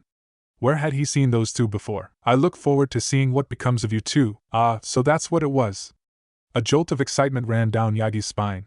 How fortuitous that they would come seeking the guidance of Yui the same year he'd begin teaching there. He observed the ruthlessness shown by the fiery blonde, unsurprised but impressed nonetheless by her efficient dismantling of Yui's vaunted technology. But the real shocker was the skill shown by the kind, green-haired young man he met the same day. Yagi had written off his quirk as interesting enough, and useful for niche situations, but hadn't really taken the time to think about it any further. The boy Midoriya, he remembered after a moment, may have had an impressive physique, but his soft-spoken and kind nature had stood out more to Yagi that day, especially standing next to the brash and explosive girl by his side. He realized now that he had been sorely mistaken about the boy's skill. Midoriya tore through swaths of foe villains with a fluid grace that Yagi hadn't seen in many years. His abilities lacked the shock and awe factor of the girls but had their own beauty to them. All Might was reminded slightly of the number 33 hero, Hawks, though there were glaring differences in their personalities. Even having met the younger boy for mere minutes, he knew Midoriya possessed a humility that was unfortunately absent in the popular pro. "Doesn't this year's group look promising?" Namuri drawled sultrily. "Well, we can't know for sure yet." Powerloader snickered. He flicked open a glass case that had obscured a large red button. "Their true test is still to come." He pressed the button with a light beep, and the various teachers sat back to watch the show unfold. And unfold it did. Yagi sat with clenched fists, as he was forced to watch as they subjected young hero hopefuls to what was most likely their first experience with despair. He knew it was necessary to weed out an applicant's true nature, but seeing people needing saving right before his eyes and being unable to interfere went against every instinct he had built up over his long career of hero work. But his attention was drawn once more by the mutters of the various staff as a familiar freckled-faced dove straight into the fray, grabbing various applicants that had been unable to get away from the rampaging zero-pointer on their own. Yagi's anxiety eased somewhat with every successful rescue, replaced by a sense of pride as he watched Midoriya zip around, through the sky no less, to take incapacitated students to safety. How inspiring, Midoriya Shonen. Well done! He felt the familiar surge of energy stir in his gut, and clamped down on it immediately. Buffing up at a time like this would only be wasting the precious time he had left. A gasp ran around the room as something else was shown on the monitors. A young brunette girl trapped under fallen rubble directly in the path of the lumbering robot. "Be ready to cut the power." Nisa's voice cut through the murmurs like a blade, the seriousness of the situation reflected in his beady eyes. Yagi's hand hovered over the button he'd been entrusted, a minor stipulation he'd added before he'd agreed to be a part of the examination process. But a moment later Midoriya had moved, and in some spur-of-the-moment decision he'd have trouble explaining later, Yagi decided to entrust this one to the boy. An overwhelming threat. The green-haired boy landed heavily in front of the looming monstrosity, staring it down with a smile. Yagi leaned forward, ignoring the shouts of his fellow teachers and staff. How people acted after they experienced that for the first time showed their true nature. There was absolutely no merit in taking on that foe villain. "Yagi-sensei!" Shut it down! It'll kill them! But that created the opportunity for it to shine brightly and rise to the surface. Yagi's emaciated face stretched into a misshapen grin, seeing a slight movement that wasn't quite clear on the monitors. Let's see what you're made of, my boy, Izuku. Izuku had never in his life wondered what it might feel like to have a mountain dropped on his head. Had it been optimistic to think he could avoid the experience altogether? Unfortunately, catching the fist of the zero-pointer was probably pretty close. Izuku's limbs shook from the weight of the massive hunk of metal, his quick steel-coated fingers biting into the many times larger fist. Dust and debris clogged his lungs and obscured his vision, but he and the girl behind him remained blessedly unharmed, at least for the moment. Uraraka-san! Are you okay? He shouted, not taking his focus off his quick steel-aided super strength. Why yeah, I'm alright. She coughed out. That's good. He smiled. Can you free yourself? He grunted as the pressure seemingly doubled, the ground underneath his bare and bleeding feet cracking with spidery fissures from the force. He heard a cry of pain from behind him and chanced a look over his shoulders, seeing Uraraka stretching painfully, trying to reach the chunk of concrete with all 5 fingers. But he knew just watching that she was only straining herself pointlessly. It's okay, Uraraka, don't hurt yourself. She slumped to the ground with a pained wince. He had to find a way to get her out of here. He looked around frantically. His quick steel was already occupied with the zero-pointer, and Uraraka was suitably out of commission and the dust still hadn't cleared. Just as he was about to do something drastic, well, more drastic, the indigo-haired boy from earlier came racing through the clouds of dust, engine calves blazing. Uraraka-kun! Surfer-kun! Are you all right, you? Izuku grunted but thought better of questioning such fortune. Never mind, can you get her out of here? The taller boy assessed the situation briefly before promptly giving a devastating kick to the block of concrete, angling it to avoid hurting the trapped girl. He scooped the smaller girl up in his arms, ignoring the quiet eep she let out at the sudden movement. What about you? Izuku almost grinned despite the situation, seeing how the guy's arms twitched even while holding Uraraka. He totally wanted to chop.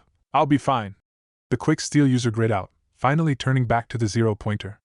Just get clear, I'll take care of it. It might have been the odd tone in his voice, but the taller student turned tail and obeyed immediately, leaving a trail of dust behind. Izuku smiled. He knew Scholar-san was a good guy, and he showed it when it counted. He flexed his metallic arms, rippling, reflective muscle writhed underneath as the zero-pointer's armored outer shell groaned from the stress. Izuku braced himself before pulling back his right arm, the quick steel coating molded to a single, gleaming lance at the tips of his fingers. Engaging all the force he could generate with his quirk, as well as the natural strength of his body, Izuku jabbed the lance of quick steel straight through the armored fist with a wrenching crunch. For a moment the pressure persisted, then the robot shuddered. Izuku had no illusions about the kind of things he could do with his quirk if he were so inclined.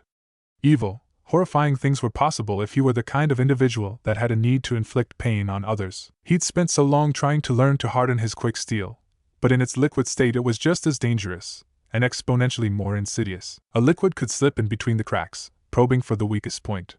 And with the ability to manipulate that material freely, he could tear someone apart from the inside out. Needless to say, he never planned to explore that aspect of his quirk. But against mechanical villains, even you can't complain about me killing robots, right? Think you can keep up when I don't have to account for fragile human bodies? So this is what you meant? Ha, Kaken? The bus-sized arms of the zero-pointer bulged, stuttering and sparking as his quick steel tore apart its fragile inner mechanisms. The catastrophic failure of the bot's inner workings spread to its chassis, liquid quick steel wreaking havoc on its electrical systems. The malfunctioning zero-pointer swung its other massive arm haphazardly, demolishing a random building to its side. Shit! Izuku bit out. He hadn't expected that. He'd have to end this before it destroyed anything else. He clenched his right fist, still connected to the main mass of what was spread throughout the zero-pointer. What would be considered excessively violent or cruel against another human was simply efficient in this situation. A confident gleam shone in his eye, before his eyelids closed, and he willed every bit of force he could manage into the network of quick steel. Judgment! The piercing, wrenching squeal of metal being torn asunder filled the air as his quirk tore through the weakest points in the thick armor plating.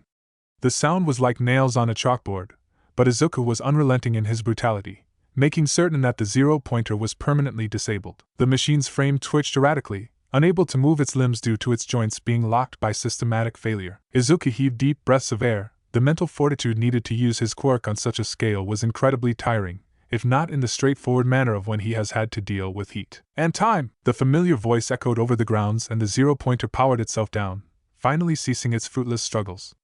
The city was eerily silent following the chaos of the exam. Izuku collapsed right there in the middle of the street, unharmed, utterly exhausted, but with an entirely satisfied grin splitting his face. That was good enough, right, Kaken? Chapter 8. Filling in the gaps. Izuku. What the heck, Izuku-kun? You didn't tell me you were so totally awesome! Uraraka cried, pumping a fist over her head. You were all like... Her voice deepened to a dramatic tenor. Don't worry, I got this. And the robot was all, hand over the girl and I'll spare your life. Remind me when the robot talked to Guy, and then poosh! Fwa! KSHH. At this point Izuku didn't know whether to laugh or get her to the nearest hospital.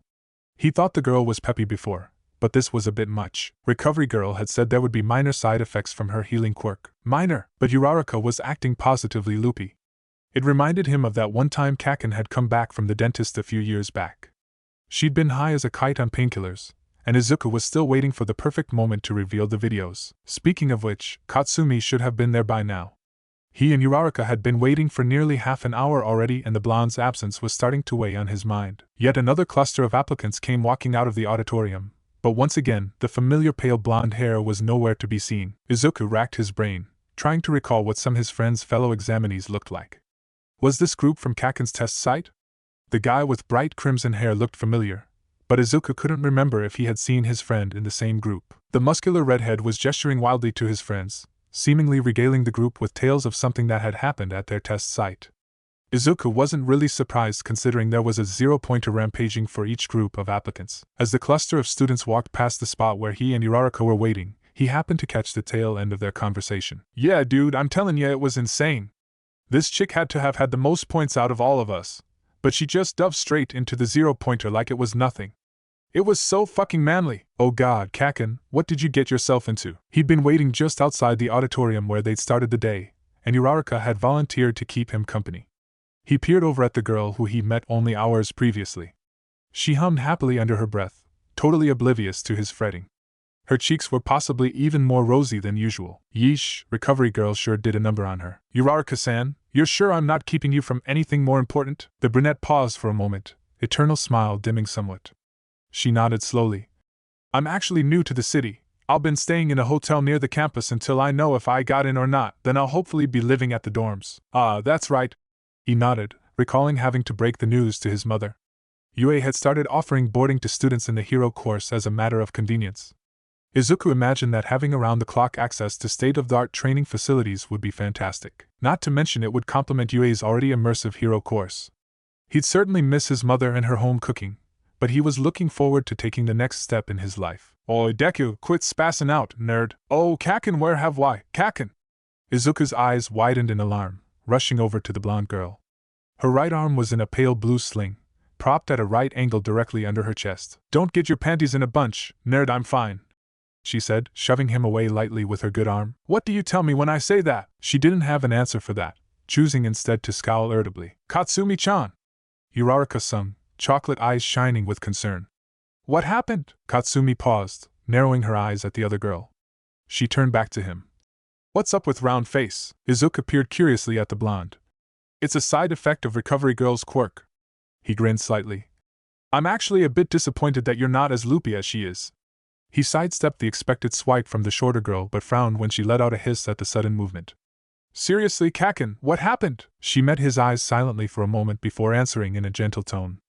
I really am fine, Deku, and to answer both of your questions, she said, turning briefly to Uraraka.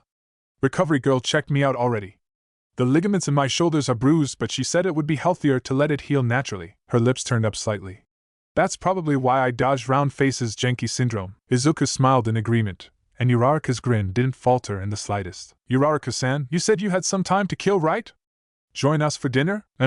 All right. Katsumi grumbled inaudibly for a moment, but eventually relented. Fine. Round face can come, but I'm picking the place. Even with Kaken claiming full control of the restaurant selection, she was indeed a benevolent dictator, taking suggestions for places from both Izuku and their new companion. After wandering the area, they'd settled on Tatsumaki Ramen, a small, family-owned noodle shop located reasonably close to Uraraka's hotel. He left his quick steel floating off to the side of the entrance, the tiny room feeling cramped enough without his quirk, now the size of a medium-sized beach ball, taking up even more space. Luckily, Not needing a bike lock was one benefit of traveling by skyboard. The decor was traditional and welcoming, as was the server that greeted them at the door.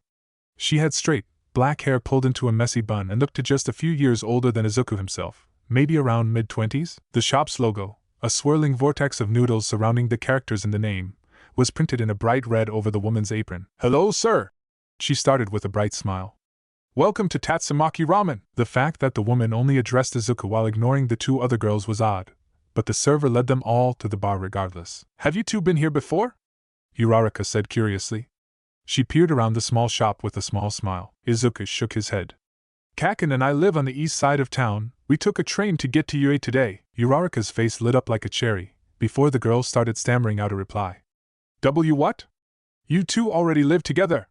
She froze, rapidly waving her hands as she backtracked. "And not that there's anything wrong with that or anything, it's just that we're still so young and that's rushing things a bit and, round face, quit your damn rambling." Katsumi cut in harshly. "I swear you're fucking worse than this nerd used to be." "I wasn't that BA. Yes, you were," she snapped.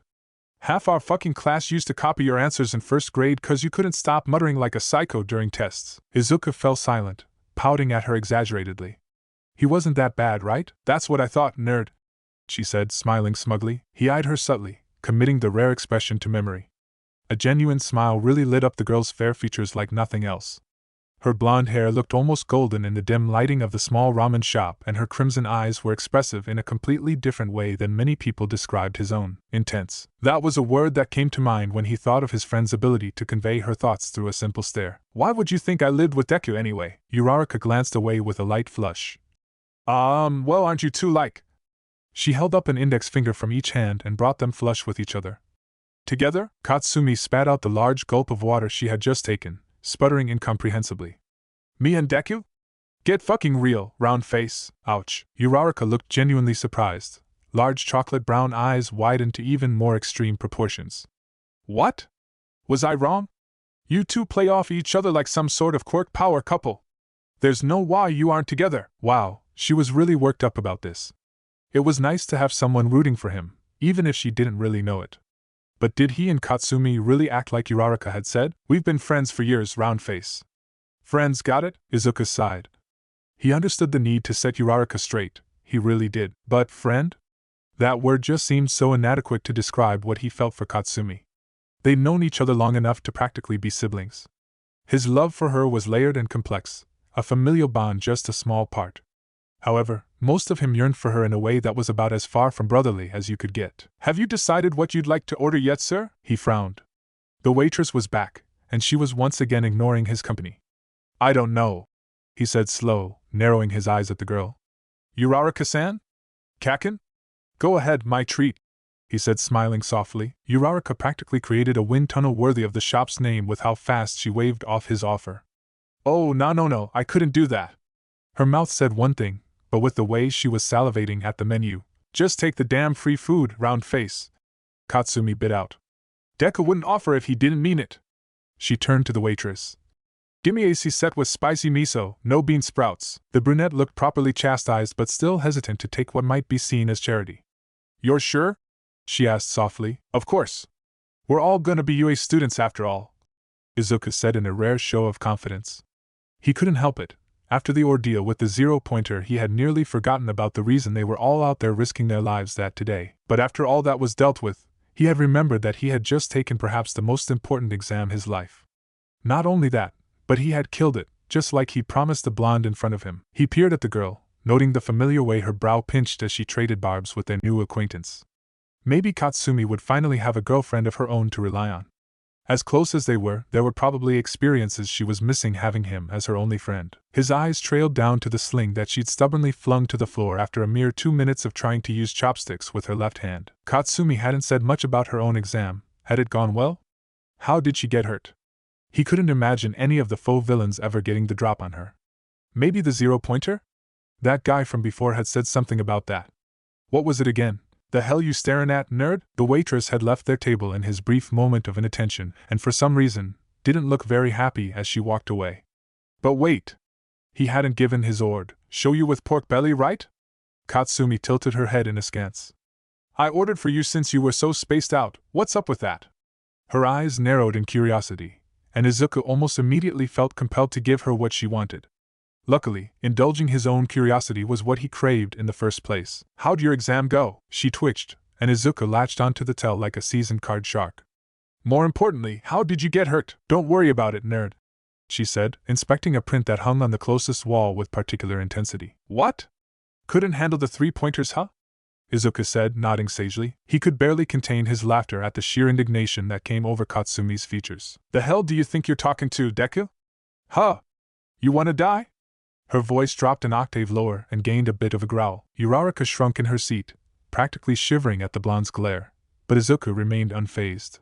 He'd known her his whole life and could tell when she was really pissed. This was just another Sunday to him. "Then what happened?" He shrugged. "I'll tell you what fucking happened. I showed that shitty 0-pointer who was boss," she said, leaning aggressively over the tabletop, daring him to disagree. "Oh, you too?" Uraraka said innocently. A pause. "The hell do you mean you too? What the fuck?" Katsumi's gaze snapped between he and the brunette so quickly that for a moment, he feared for her spine. "Okay, that was a pretty good reaction too." Izuku grinned, before regaling her with the tales of his own exam, Uraraka chiming in her own perspective every few minutes. "So it went haywire when I flooded its circuitry," Izuku said, thinking back to the exam he'd taken barely 3 hours previously. "It took out another building before I locked it down for good. I shouldn't have hesitated," he said softly. "The joint's right?" Katsumi said leadingly. "Don't worry about it. Took me ages to bust through my scrap heap. They used some kind of heat-resistant metal or some shit." A grin exposed rows of white teeth. "But it died eventually." He ignored the malice emanating from the girl, instead posing a question that had been on his mind all night. "Death of inanimate objects aside, how many points do you think you got?" He was genuinely curious how he'd compared to the girl. "Wouldn't you like to know, nerd?" Katsumi said with a sly look. Of course, she'd make him wait. She knew how much the tension of waiting got to him. So entranced was he with his conversation, Izuku never noticed Uraraka sitting with wide, attentive eyes, quietly slurping her noodles while the show unfolded before her. Achiko. Uraraka hadn't known exactly what to expect when she had left her humble little kansai town of Asahi for the big city. Her hometown was quite literally the smallest in terms of actual size in the Mie prefecture, and came in at an astounding population of just under 10,000 people. Adjusting to the literal millions of people who lived in Muzurifu had certainly been a colossal undertaking for the bubbly girl, but she had to make her parents proud. The fact that someone from her modest community had even gotten a chance to take the UA entrance exams was cause for celebration. Such was the nature of a small town. She'd heard rumors from her friends and family over the years about the kind of bizarre things she would see and experience in such a large city, but had hoped to reserve judgment for when she'd actually made the move herself. That was the whole point of such a huge change, right? New experiences? Well, that, and helping her family's construction business in the only way she could, of course. Besides, there couldn't really be villain attacks every afternoon, right? There were. She just arrived in the city by bullet train, and in the short time between the train and her hotel, the entire block was held up by an actual bus-jacking orchestrated by a villain in a full-body wrestler's costume, mask and all. A real-life luchador. Ochako couldn't believe her eyes. It was too bad the guy was evil and all. The costume was really cool. But just as the novelty of the situation began to wear off and Ochako began to genuinely worry for the safety of those involved, an actual pro arrived on the scene. Villain activity was a rarity in the agricultural flatlands of her home, and as a result, she rarely got to see heroes in action that wasn't through a computer monitor. She was never particularly interested in Gunhead himself, besides of course the respect she held for heroes in general. But seeing him stop the runaway bus single-handedly was totally inspiring, and the man's adorable demeanor in his interview after the incident had been resolved. He was so freaking cute. What the heck? But it wasn't until the day of the exam that Muzurifu really revealed what it had in store for her. She had nearly made herself sick that morning with all the worrying. Would her preparation be enough? Would they hold her less than stellar test scores against her? The what-ifs of the exam were overwhelming, overriding any logical or clear thought in her mind. That is, until she tried to help a stranger, and instead met two people who were just strange. Izuku and Katsumi were the most amazing, dysfunctional, talented, absurd pair she had ever had the opportunity to meet. They were nearly polar opposites in terms of personality. From what she could tell in the little time she had known him, Izuku was as kind as he was honest, while Katsumi was standoffish in her best moments, and downright terrifying at her worst. But it was obvious to Ochako, and anyone with half a brain really, that they adored each other, even if the green-haired boy showed it more overtly than his counterpart. They were the coupliest not couple that she'd ever met, and Uraraka wasn't sure if she should laugh or cry as they danced around the subject, all while casually discussing how they'd taken on their zero-pointers. Like it was freaking normal. But if there was one thing she learned today, it was that Izuku was strong. Like, really strong. Just from the first couple minutes of the exam, she'd realized he was stronger than anyone she'd ever met before, and from the way the two spoke to each other, Katsumi was just as powerful, if not more so. The thought that she'd have to compete with people like this in her chosen career was a daunting prospect. But the fact that they would be her peers and not her enemy was a comforting consolation. This became even more apparent when Izuku had practically eviscerated the rampaging zero-pointer and saved her life in the process. She'd bet he'd still gotten the top score, even after taking the time to cover up for her screw-up. Hopefully Ida-kun hadn't lost too many points either. He'd been quite gentle when carrying her to safety. So here she sat, alone in a cheap hotel after her new friends had paid for her dinner and made sure she got to the door safely. For once, despite the uncertainty of it, she was quite looking forward to whatever the future had in store. Izuku. They dropped Uraraka off without any hassle before deciding to pay a visit to Katsumi's place before he headed home himself. It had been a while since Izuku had last seen the girl's parents, and he figured a visit was due. The Bakugo family residence was a modest-sized home, especially for the kind of salary Kaken's parents both raked in. Masaru worked as a fashion consultant for well-known TV personalities, and Natsuki worked part-time as a model for the same company. Even now, as he strode through the entrance to the small, two-story home, Mitsuki glided down the staircase in a blood-red knee-length spaghetti-strapped cocktail dress and a pair of strappy high heels. Well, who's the hunk that followed you home, brat? The Bakugo mother drawled to her daughter as a broad grin stretched over perfect cupid bow lips. Kaken? He said, turning to the girl with feigned confusion. You didn't tell me you had a sister? Izuku of course felt the familiar stirrings of embarrassment, but shoved them to the wayside after a brief moment to center himself. Ever since he'd reached a certain age, Auntie Mitsuki never missed an opportunity to playfully flirt with him. The first time she'd done it a few years back, he'd been out of commission for a good half hour.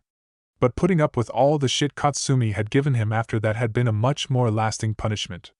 Luckily, he'd gotten accustomed to the older woman's wiles with time. Mitsuki barked out a laugh while Katsumi simply scowled as she usually did whenever her mother laid on the charm particularly thick. He wasn't sure why. It was all in good fun after all. The Bakugo mother took long, sensual strides towards him before pulling the boy into a tight hug. Izuku had no illusions about how she intentionally pulled his face to her body's assets. It's been too long, kid. Why don't you ever come around anymore? How'd the exam go? Meet any girls? She teased, wiggling her eyebrows. Okay. I'm outta here. You coming, nerd? Katsumi cut into her mother's excited probing, much to the older woman's obvious amusement. Katsumi yanked his arm out of her mother's grip and pulled him none too gently up the stairs. Izuku turned back to Mitsuki all while being manhandled up the stairs.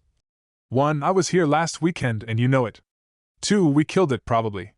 And 3. Yes, Uraraka-san is quite nice, but His eyes flicked towards the girl behind him, and Mitsuki shot him a commiserating look in response. She'd probably known about Izuku's affection for her daughter even before he did. Yeah, well. The Bakugo mother actually looked sheepish for a moment. I guess time's moving a bit fast since the brat here will be leaving the roost pretty soon. Good luck, kid. She muttered under her breath. He'd certainly need it, at least if Kaken's earlier opinion on a relationship between he two of them had been genuine. He had a feeling it wasn't the whole truth. She tended to blurt things out without thinking in tense situations. But gah! How the hell was he supposed to ever muster the courage to take the plunge himself if he was constantly hearing stuff like that? They finally made it to Katsumi's room, which was significantly more Spartan than his own. Granted, there was the odd hero poster hung up on her walls. Dragoon Hero, Ryukyu, and Rabbit Hero, Miruko, were some of the most prominently featured. Izuku grinned. It was no wonder Kaken was drawn to those two. He imagined she'd turn out to be a hero just like them when she went pro.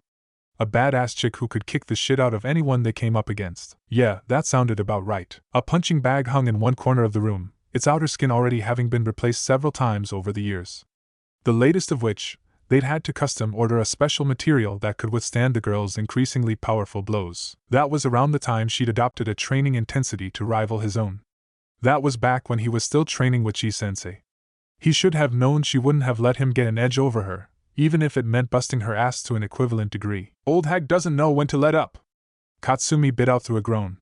She stripped off her hoodie and rolled her shoulder experimentally, wincing as the sore muscles protested the movement. Katsumi only had a sports bra underneath. The shirt she'd worn to the exam had been discarded immediately, torn and singed as it was. But now here she was, clad in only a pair of yoga pants and sports bra, looking positively divine, and somehow expected Izuku to hold a normal conversation. Did she really not know how that lithe body of hers drove him absolutely crazy? Izuku suppressed a shiver and ambled over to where the girl sat perched on her bed.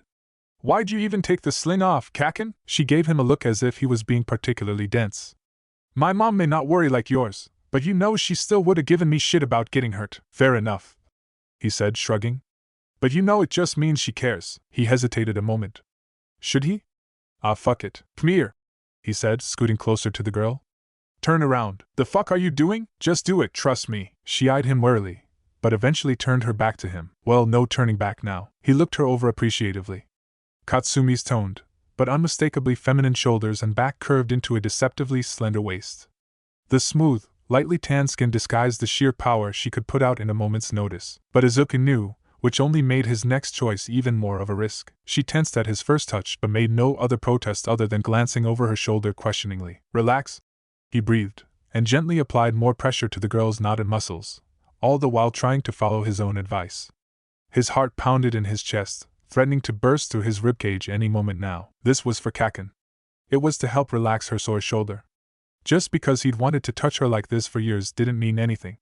He wasn't doing this just to be selfish. He wasn't. But she didn't seem to mind so much, letting out an appreciative groan that sent a tingling feeling straight to his lower gut. She had to be fucking with him, right? There's no way a noise like that would come out of his friend by accident, right? But little by little, she seemed to relax under his ministrations, eventually laying flat on her stomach to allow him a better angle. He tried to ignore the way the elastic material of her yoga bottoms clung to her curvy rear. He really did.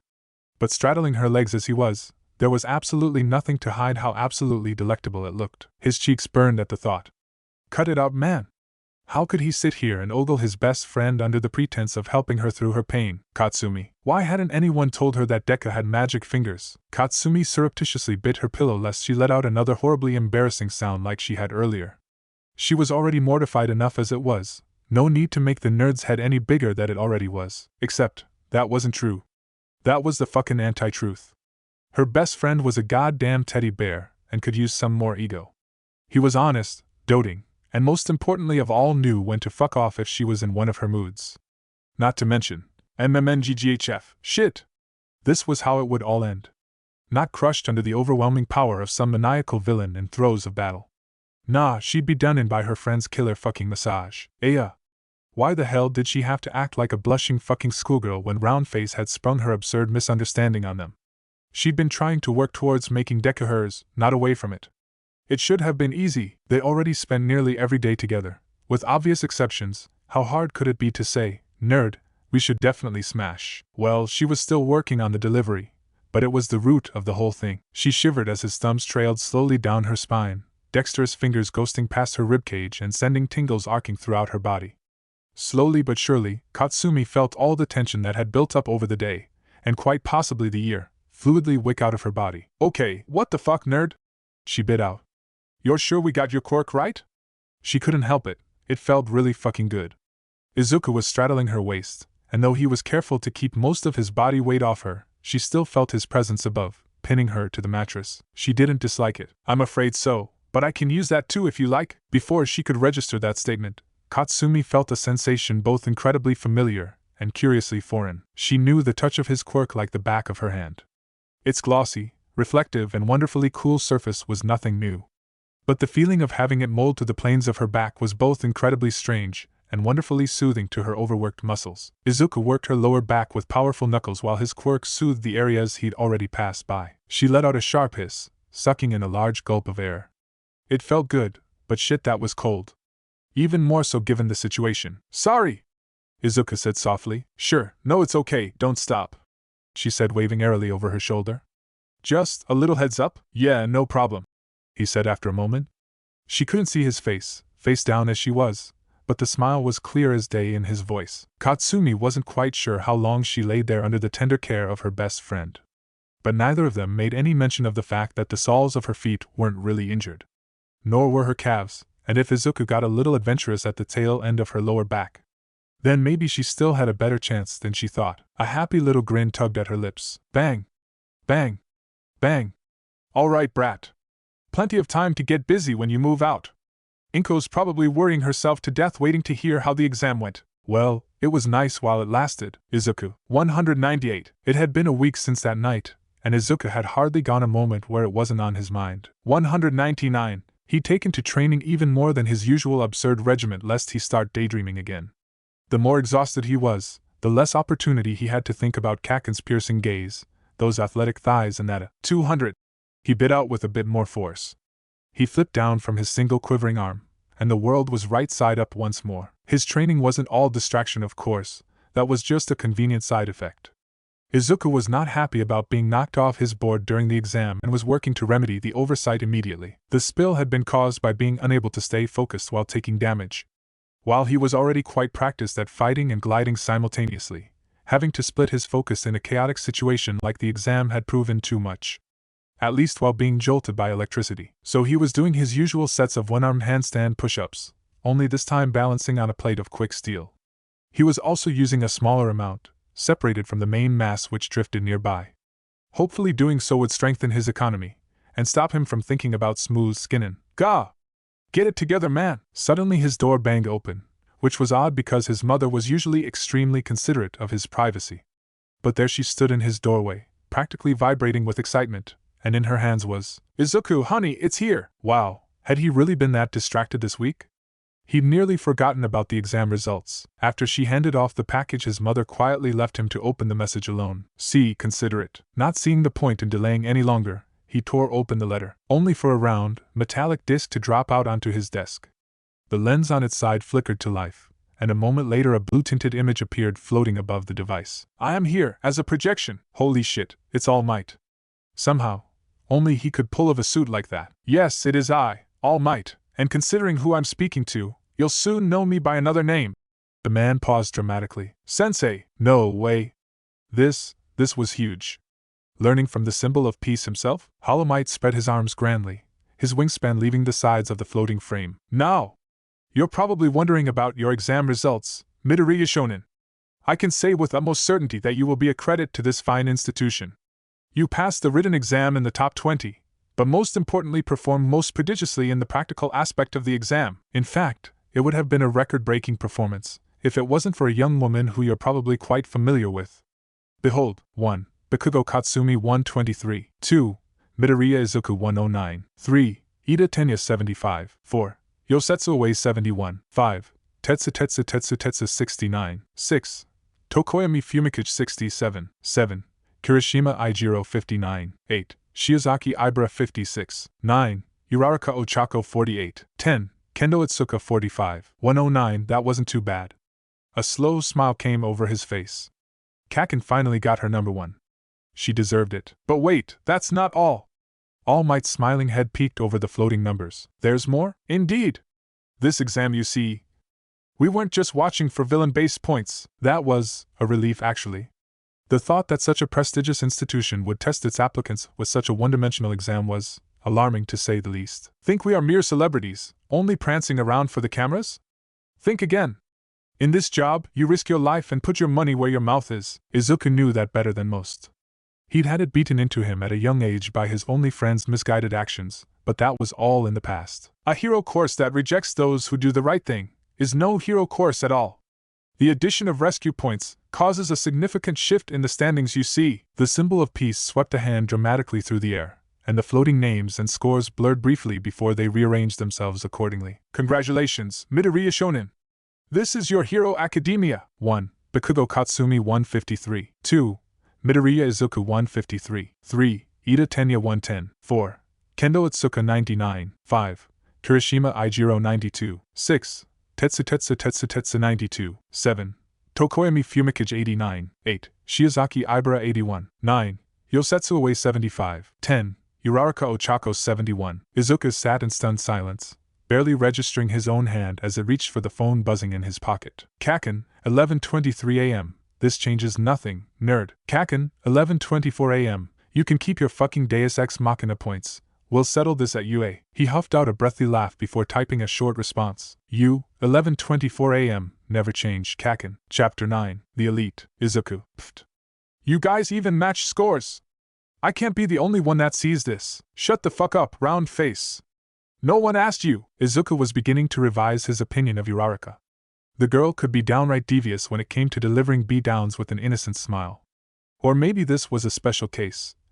She seemed to know how to push all of Kaken's buttons, all while rolling off his friend's normally off-putting attitude. He didn't know quite what to make of it. The three strolled down the massive hallways of UA for the second time in their lives, but unlike the day of the exam, Izuku could actually take the time to admire the prestigious school this time around. His prestigious school, the thought made him giddy with anticipation. Analyzing the average person's quirk had a certain appeal, and Izuku loved trying to puzzle out uses for supposedly mediocre abilities that people had written off as useless. But these were the elite. Students handpicked by practicing pros that were judged to not only have the physical abilities of potential heroes, but also the drive and passion to follow that dream. He'd said it before, but the career of a pro hero was probably the most sought-after position in existence. There was no shortage of people who aspired to be one of those rare symbols of justice. These were the cream of the crop, those who had actually succeeded where so many others had failed. What would his class be like? There were probably some amazing quirks. Hopefully he could hold his own. Oh, Deku! Katsumi had stopped in the middle of the hall, turning to face him eye to eye. Despite having to look down, Izuku still felt overwhelmed by her presence. He imagined that she cut an intimidating figure to most, but Kaken had always held a certain sway over him. Izuku sighed. He was doomed. He met her eyes, tilting his head in question. You were probably thinking some shit like, these guys are gonna be amazing, right? No, don't answer, I could see it on your face. Her crimson eyes flickered away briefly before locking back onto his own. How many points did you score? She said, poking him harshly in the chest. I thought you sigh. How many points? 153. He bit out. And if a bit of petulance seeped into his tone, then no one mentioned it. Right, and how many did second place have? She asked leadingly. 150 thr. You know what the fuck I meant, Deku. Okay, that one may have been on purpose, but who could blame him? 110, and you've made your point. And she really had. Without realizing it, he'd fallen back to old habits in this unfamiliar environment, and that simply would not do. Damn straight I have, she said, clapping him on the shoulder. We're the shit, got it? We're record-breaking prodigies that finally made it out of that shithole public school. And we're gonna go crush some weak-ass 110s like bugs. He had to pick around the profanity and narcissism a little, but at the heart of it all, it really was a pretty good pep talk. Ida-kun was actually pretty nice, so can we avoid crushing him, please? Uraraka said from where she had stood observing their heated conversation. Also, that was super cute, Bakugo-chan. Izuku could see what little dignity Kaken felt she had left die inside, before she scoffed and stomped off towards their classroom. Was it something I said? Uraraka questioned with an air of innocence. She somehow managed to make it look both practiced and completely natural. Scary. Izuku stepped through the abnormally large door into Class 1A.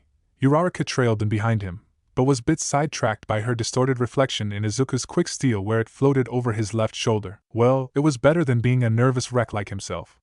He'd internalized his panic, of course. A better poker face was one thing that had come to him with age. Before him sat around 20 or so students of widely differing appearances, but each unique and distinguishable in their own way. For some, like the guy with rounded tape dispensers for elbows sitting closest to the door, that was due to an obvious mutation from their quirk. But others, for example the muscular, crimson-haired guy he recognized from the exam, seemed to stand out without needing any kind of ability. The guy with the head of a raven in the back of the class had a particularly striking appearance, and Izuku was already salivating at the thought of puzzling out the logistics behind the invisible girl in the front row. At least that's what he assumed was the explanation behind the floating skirt and blazer. Holy shit, it was like a class full of main characters. Was this what it meant to attend UA? To be one of the very best in the country? Please remove your feet from this desk. It is indeed disrespectful to both the prestigious alumni that came before us as well as the carpenter that so meticulously crafted said desk. Wait, that lecturing tone was familiar. Only one person he had met before could deliver such a robotic reprimand. But who had been lucky enough to earn his attention this time? Not to mention it is quite unladylike. Are you trying to show everyone your undergarments? A muscular forearm chopped through the air to level an accusing finger at. Ah, come on, it was only the first day. Huh? You trying to sneak a peek, engines? Katsumi lounged back into her seat like a cat, shifting her legs slightly. Izuku's eyes were immediately drawn to the movement, and he sent a silent thank you to whoever had turned the girl onto thigh highs. At least if Kaken got into a fight and got them both kicked out on the first day, he'd have this memory as a consolation prize. A wicked grin split across her face as Ida sputtered incoherently. Izuku had approached the scene before he'd even realized. Even though he knew she was just riling up the poor guy, something about the situation left a bad taste in his mouth. The simplest solution he could come up with was to plant himself directly next to the girl. Perhaps he stood a bit closer than necessary, but nobody made any mention of it. His quick steel vibrated with agitation, earning some curious looks from his nearby classmates, but there was something more important to deal with right now. He sighed. Kaken was on a roll. Unladylike, huh? She spit out, and Izuku could hear a bit of true irritation there behind all the bravado. You're from one of those fancy shit prep schools, right? Her blood-red eyes narrowed dangerously at the taller student. The scholarly boy managed to straighten up even further, and how that was even possible Izuku had no clue, but the boy stuck out his hand friendly enough before giving an appropriately stiff introduction. I am Ida Tenya from Semi-Private Academy. And you are? Ida asked leadingly. This guy was insane. Couldn't he read Death Glare number 17? He wasn't really expecting her to. Semi, huh? Katsumi seemed to chew on the name, finding it utterly unsatisfactory to her palate. So you were practically bred for this, right? She grinned viciously. We'll see how much your pedigree means when they start trimming the fat. I look forward to Crumph. Izuku had let Kaken have her fun long enough, but there was a time and a place. Had anyone else physically covered the girl's mouth like he just done, they'd most likely have lost a finger. Hell, the twitching eyebrow made it pretty obvious that even he wouldn't escape entirely unscathed. The look in her eyes said to run, but he never got the chance. Oh? I come from watching a trusted colleague slaving away to build a dorm for our precious hero course applicants, and here they are lounging around like glorified sloth. A man of average stature and unintimidating presence strolled into the room, stopping beside the podium dominating the front of the room. That's not rational at all. He dressed as plainly as he looked, wearing only a black long-sleeved shirt and baggy trousers to match. Perhaps his most defining trait was a sturdy-looking, gunmetal gray scarf that coiled like a constrictor around his neck. He stood with a relaxed posture, not hunched over like Chi-sensei, more laid back, innocent. But it was a ruse. Izuku instantly recognized the pro-hero Eraserhead, an underground hero that even he'd struggled to find much info on. He'd only ever seen the man in person a single time, and it had been by pure chance, catching the tail end of the hero stopping a robbery in progress. There wasn't much to say about the occasion as he disabled the villain faster than Izuku could track at the time and disappeared even faster. As for the hero's combat skills, Izuku could only guess. He was infamous for his hit-and-run tactics meant to efficiently disable the threat as rapidly, and with as little risk as possible. The pro's entire method apparently hinged on his incredibly niche quirk, erasure. But that couldn't be alright? Rumors on the internet were hardly something someone to base a hero page on. Would someone really develop a reputation as some demonic underground hero if they didn't have a couple tricks up their sleeve? The name's Aizawa Shota, and I'll be Class 1A's homeroom teacher, the man drawled, twisting a pinky in one ear. But more importantly, I'll be overseeing your progress throughout your time in the UA Hero course. For as long, or short as that may be, a wave of muttering swept throughout the classroom, until one brave soul raised her hand. It was a girl with a particularly unique rose skin tone and horns curling subtly away from her forehead. The black scara sitting behind luminescent yellow irises were perhaps even more striking, but the permanent laugh lines took away any factor of intimidation she may have had otherwise. She was curious, to say the least, and Izuku had to physically restrain himself from asking if her appearance was her quirk, or simply a side effect of it. To get into UA it must have been something impressive. Yes, what is it? Aizawa trailed off, clearly expecting a name. Ashido Mina, Aizawa-sensei, she called high and clear. You called us hero course applicants just a second ago. What's up with that? We already passed the exams, that's why we're here, right? A ripple of hesitant agreement rumbled throughout the room. Izuku had caught that phrasing as well but had initially written it off as a slip of the tongue. He was beginning to reconsider being so dismissive. From what little experience he'd had so far with the man, Aizawa didn't seem to be someone to use anything carelessly, let alone something as powerful as words. Izuku really didn't like that smile that slowly stretched over their sensei's face. Right, about that, put these on, he said, waving dismissively to a pile of matching navy blue uniforms. Several students craned their necks to get a better look. Hero class already? Chimed the invisible girl. Whoa! These are the real deal, huh? Said the red-headed boy Izuku recognized from the exam. Yeah, totally. It finally seems like it's real now, huh? Another answered. Izuku couldn't help but feel the same. Anyone who had watched the UA Sports Festival in the previous several decades could recognize the iconic blue and white design. Every single pro hero that had ever passed through these halls had worn a variation of it at some point. But a moment later their sensei cut through the mounting excitement once more. Yes, you'll all have a wonderful story to tell your families, came the already familiar drawl. You wore the prestigious UA uniform for all of 2 hours. A heavy silence filled the room, no one daring to move a muscle, before Aizawa started, as if remembering something that had eluded him. Oh, that's right. Ashido-san calling you hero students. Why bother when half of you will be gone by the end of the day anyway? Would that not be the height of absurdity? His grin turned manic and a chill ran down Izuku's spine. What? He couldn't be serious, right? Half the class? Talk about absurd. Meet me at the entrance to Field C in 10 minutes. The man said as if he hadn't just dropped the mother of all ultimatums. Aizawa paused at the door. Oh, and welcome to the UA Hero course. The word field gave off the impression of an ordinary school track field. The enormous clearing they had found following Ida's directions, he'd studied the school map ahead of time, was probably as far from ordinary as you could get. Even from the nondescript gated entrance, the sheer size of the space was imposing enough, but after they'd trailed in through the gate one by one, the true scale of UA was here before their very eyes. The sprawling field seemed to extend for miles, far beyond what the normal human eye could see. What did Aizawa-sensei have in mind that they needed to come here of all places? Aizawa-sensei! Ida called with his hand ramrod straight in the air. Yeah, what is it? Their advisor said lazily. The arm came down swiftly to the side of Ida's face, where he delicately adjusted his glasses. Were you being serious when you said half of us will be leaving today? If that is true, then the entrance exam was most misleading. We were told that succeeding in said exam would guarantee a spot in UA's most prestigious hero program, were we not? Chops with a flattened hand accompanied his proclamations. Izuku wondered if it was a good thing that he was almost used to it by this point. Sheet, I thought you were joking about this clown Deku. Katsumi hissed in his ear. Sure, he's a nice guy, you know. He pouted slightly. You didn't have to tease him like that. A vaguely surprised look came over her features before the expression turned devious. Why, jealous? He was about to answer when a flash of dark gray flickered in his peripherals. In the blink of an eye, Izuku's left arm shot up to seize the writhing length of cloth centimeters from his face.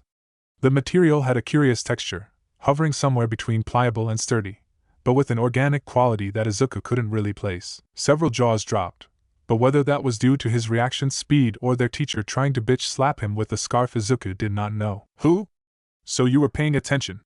Aizawa hadn't moved from his slouched position at the head of the group, but as Izuku released his hold on the man's scarf, a slight tug, and it almost immediately returned to coil around his neck, deceptively inert. Where did he get that kind of technology? Or perhaps he was just that practiced with the weapon? Either way, Izuku had just gained more information for Eraserhead's hero page in the last half hour than he had in the previous several years. If you're here to socialize, then get out. Eraser-sensei drawled, eyes driving into several students around the room before coming to rest on Izuku. But if you're here to be a hero, we've got to get a better idea of what you're capable of. But what about the entrance ceremony? Or the mandatory guidance sessions? Uraraka said in disbelief. Aizawa paused in consideration. Negligible, Izuku sighed. He couldn't tell whether this guy was a super dedicated teacher or just too lazy to do his job. The fact that both possibilities looked so similar with a cursory glance was terrifying. Luckily, UA has a bit of a freestyle education system, Aizawa continued. As long as the decision can be logically explained as for the betterment of future heroes, we're given carte blanche over our lessons. Marvelous! Chimed in a blonde boy that Izuku vaguely remembered from his own exam. What was it with this guy and French? He was clearly a Japanese native judging from his accent. Guess hero work attracts all sorts. Right, Aizawa said, looking vaguely uncomfortable. You've all taken our country's standardized fitness tests, right? They nodded. Midoriya, Bakugo. Decide between yourselves who'll be giving a demonstration. Izuku met Kastumi's eyes and saw how they burned with excitement, though she did her best not to show it.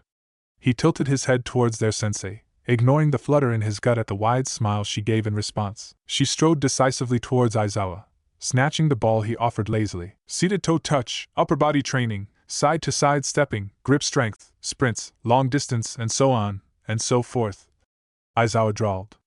Hopefully this might offer a wider variety of simulations at the entrance exam in which you can demonstrate your abilities. Unfortunately, some of you. He met the eyes of several students around the field. You'll still be at a disadvantage.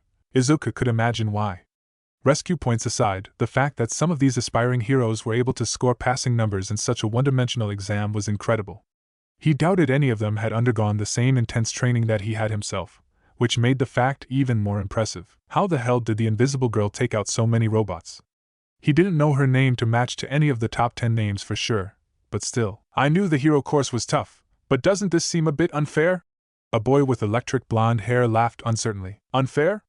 Aizawa said suddenly, his dark, bloodshot eyes zeroing in on the boy. Natural disasters, highway pileups, rampaging villains. I'd argue the world is full of unfairness.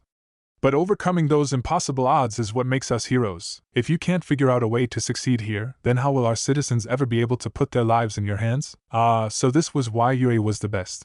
Bakugo then. How far could you throw in high school? 103 meters. A rumble of mutterings broke out from the class, and even Aizawa looked a bit surprised. Seriously? Dude! That's got to be national record or something, right? Shouted the redhead from just behind Izuku's right shoulder. It's the girl's record, yeah. She spat sulkily, shooting a glare Izuku's way.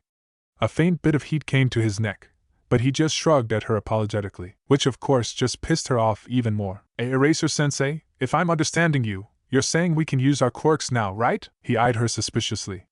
That's right, though your middle school score seems to suggest that you might have already been doing so, or am I wrong? A sinister grin stretched across her features, eyes shadowed by her bangs. How heat-resistant is this thing? Aizawa's eyes narrowed at the girl. We get all our tech from Endeavor's support agency, it's Hellflame insured. A glint entered her eyes as she stepped into the dirt circle that had been cleared for the first event. Izuku sighed. Did Aizawa really have to taunt her like that? Hey, dude! An elbow nudged him gently. Izuku turned to find the redhead from before practically hopping in place with a sparkle in his eye. What's the deal with you and Bakugo-chan? She's totally hardcore. An uncomfortable feeling wedged its way into his gut. Of course, people had always noticed how amazing Kaken was, but Izuku could tell this situation was a bit different. The admiration in the friendly redhead's eyes was too familiar. We've known each other our whole lives. He bit out, shrugging. She's my best friend. Uraraka choked out a cough that sounded suspiciously like a laugh from his left, but there were more pressing matters to attend to. A high-pitched whine filled the air, and a girl 2 rows down clamped her hands over her ears, distress painted plainly over her features. Izuku made the connection a moment later when he noticed what looked like auxiliary cables dangling from her ears. Izuku turned to let Kaken know they had an audio-based quirk among them. It was probably something they should have checked ahead of time, but even Aizawa, who should know all of their quirks already, had overlooked it. But a moment later, the young woman next to the girl in pain pulled a pair of noise-canceling headphones out of her bra. So that was a thing.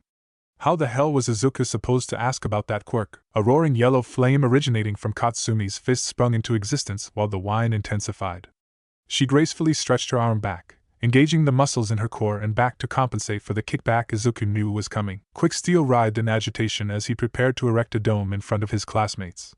Kaken wouldn't hurt anyone, he was sure of that, but dust in the mouth was always unpleasant. Die! A shield flicked into being for a moment, unseen by his classmates who had flinched away at the devastating flash of light and sound.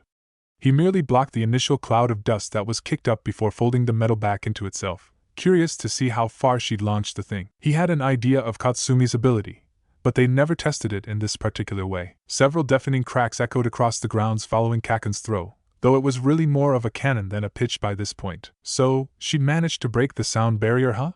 He peered into the sky trying to see any trace of the ball, but the only thing that marred clear blue was the light trail of smoke left in its wake. Aizawa turned the digital display towards the class with a bored look, and Izuku felt a grin tug at his lips. 2.231 kilometers. Establish your limits first, so you can overcome them on the way to the top, he said. Izuku whistled appreciatively, breaking the silence and leading the class to follow up.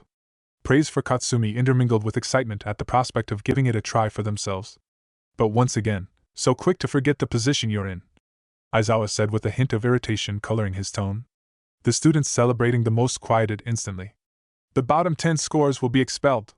Immediately, Aizawa paused waiting for any objections, but apparently had taken their stunned silence as acceptance. Izuku disagreed.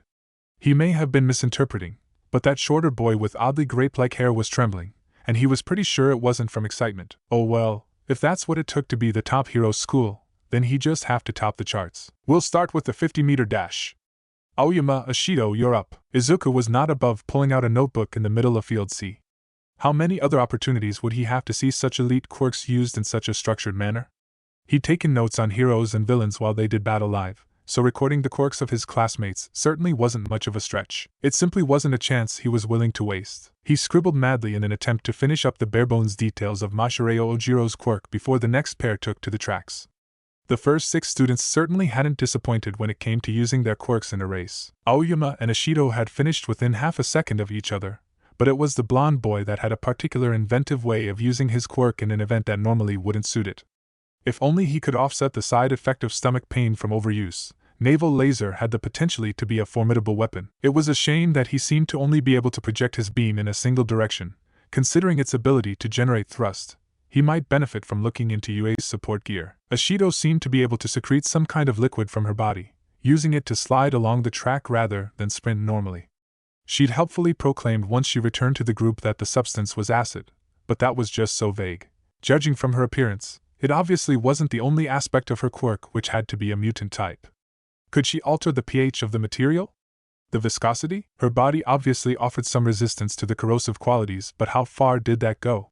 He simply didn't have the time to ask the important questions just yet, but hopefully he'd get a chance later. Ida was like a fish in water with this event, coming in at a blazing 2.81 seconds, but his partner Ajritsuyu wasn't too far behind. She seemed to have several frog-like qualities, many of which aided her respectable time of an even 5 seconds.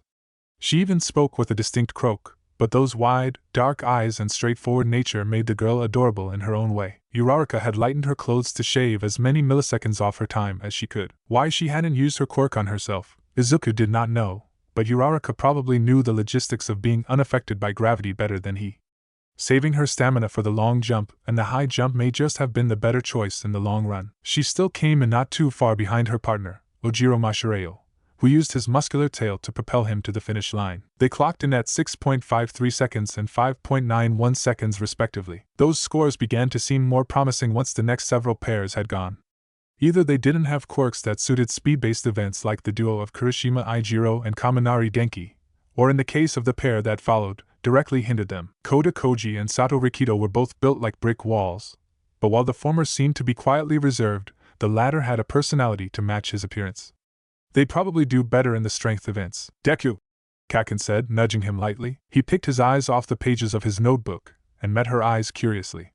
She remained silent, but nodded towards the track. The first thing he noticed was the floating P uniform doing stretches at the starting line.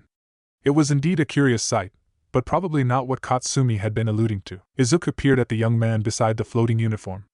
Ah, so that's what she meant. It was the young man standing next to Hagakure that had drawn the blonde's attention. The boy had refined, aristocratic features, which juxtaposed strikingly with the angry red scar that stretched over his left eye.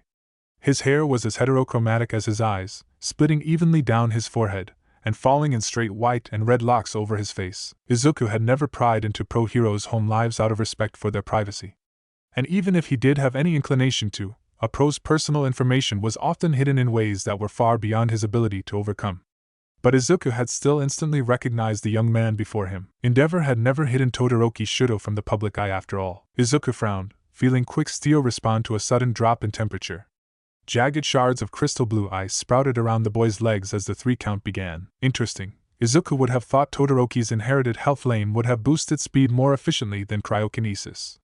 But as Todoroki proceeded to glide over the finish line in 4.52 seconds, a time that put him second only to Ida, Izuku might have had to reconsider. And then suddenly it was his turn. Midoriya Bakugo, you're up, Aizawa drawled. The redhead from before, who he now knew was named Kirishima, snapped his head over to Izuku. Wait. Midoriya? You're the one who tied her for first? His eyes were comically wide, which when paired with his shark-like teeth, gave him a particularly comical look. Kaken scoffed by his side. On a technicality, he grinned at the spiky-haired boy. You might want to avoid mentioning the exam around her. Like hell, nerd, we can settle this shit right here, right now. There are no bonus points in a fucking race.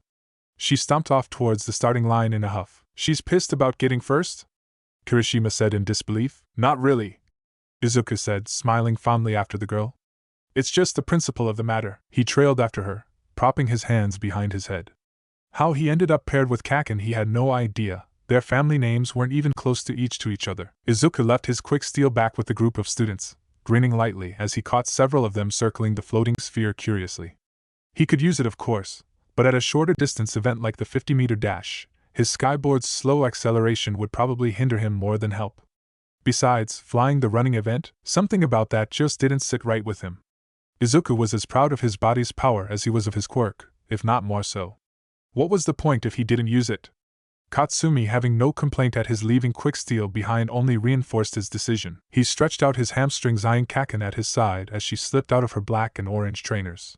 She hopped from foot to foot, small pops and puffs of dust kicked up by the short bursts of her quirk. It seemed she was taking this as seriously as he was. Good. Izuku let out a hiss breath through barely parted lips, crouching down into a sprinter's stance. Kaken did the same beside him, her fingertips sparking in the dust. The mechanical beep signaling the start of their block cut through the air, followed a millisecond later by the first crack of Kaken's quirk. Izuku sprung forward, every muscle and ligament in his body coiling like a spring before unleashing in an unrestrained show of power. He parted the air like a blade, covering ground with a lithe, refined grace. But where his speed was formidable, it still wasn't quite enough to overcome Kaken's explosionated acceleration. She led him by maybe a meter or so, blasting her way ahead with powerful, loping strides, taking one for every 3 of his own. And just like that, it was over. 3.57 seconds, 3.79 seconds, the automated camera announced. Izuku didn't even need to look no the grin she was giving him. Laugh it up, Kaken, there's plenty more events. Don't get your hopes up, Deku, you sure you can keep up? She stalked back to the group with a vicious smile. Izuku could have sworn she put a little extra sway in her hips there.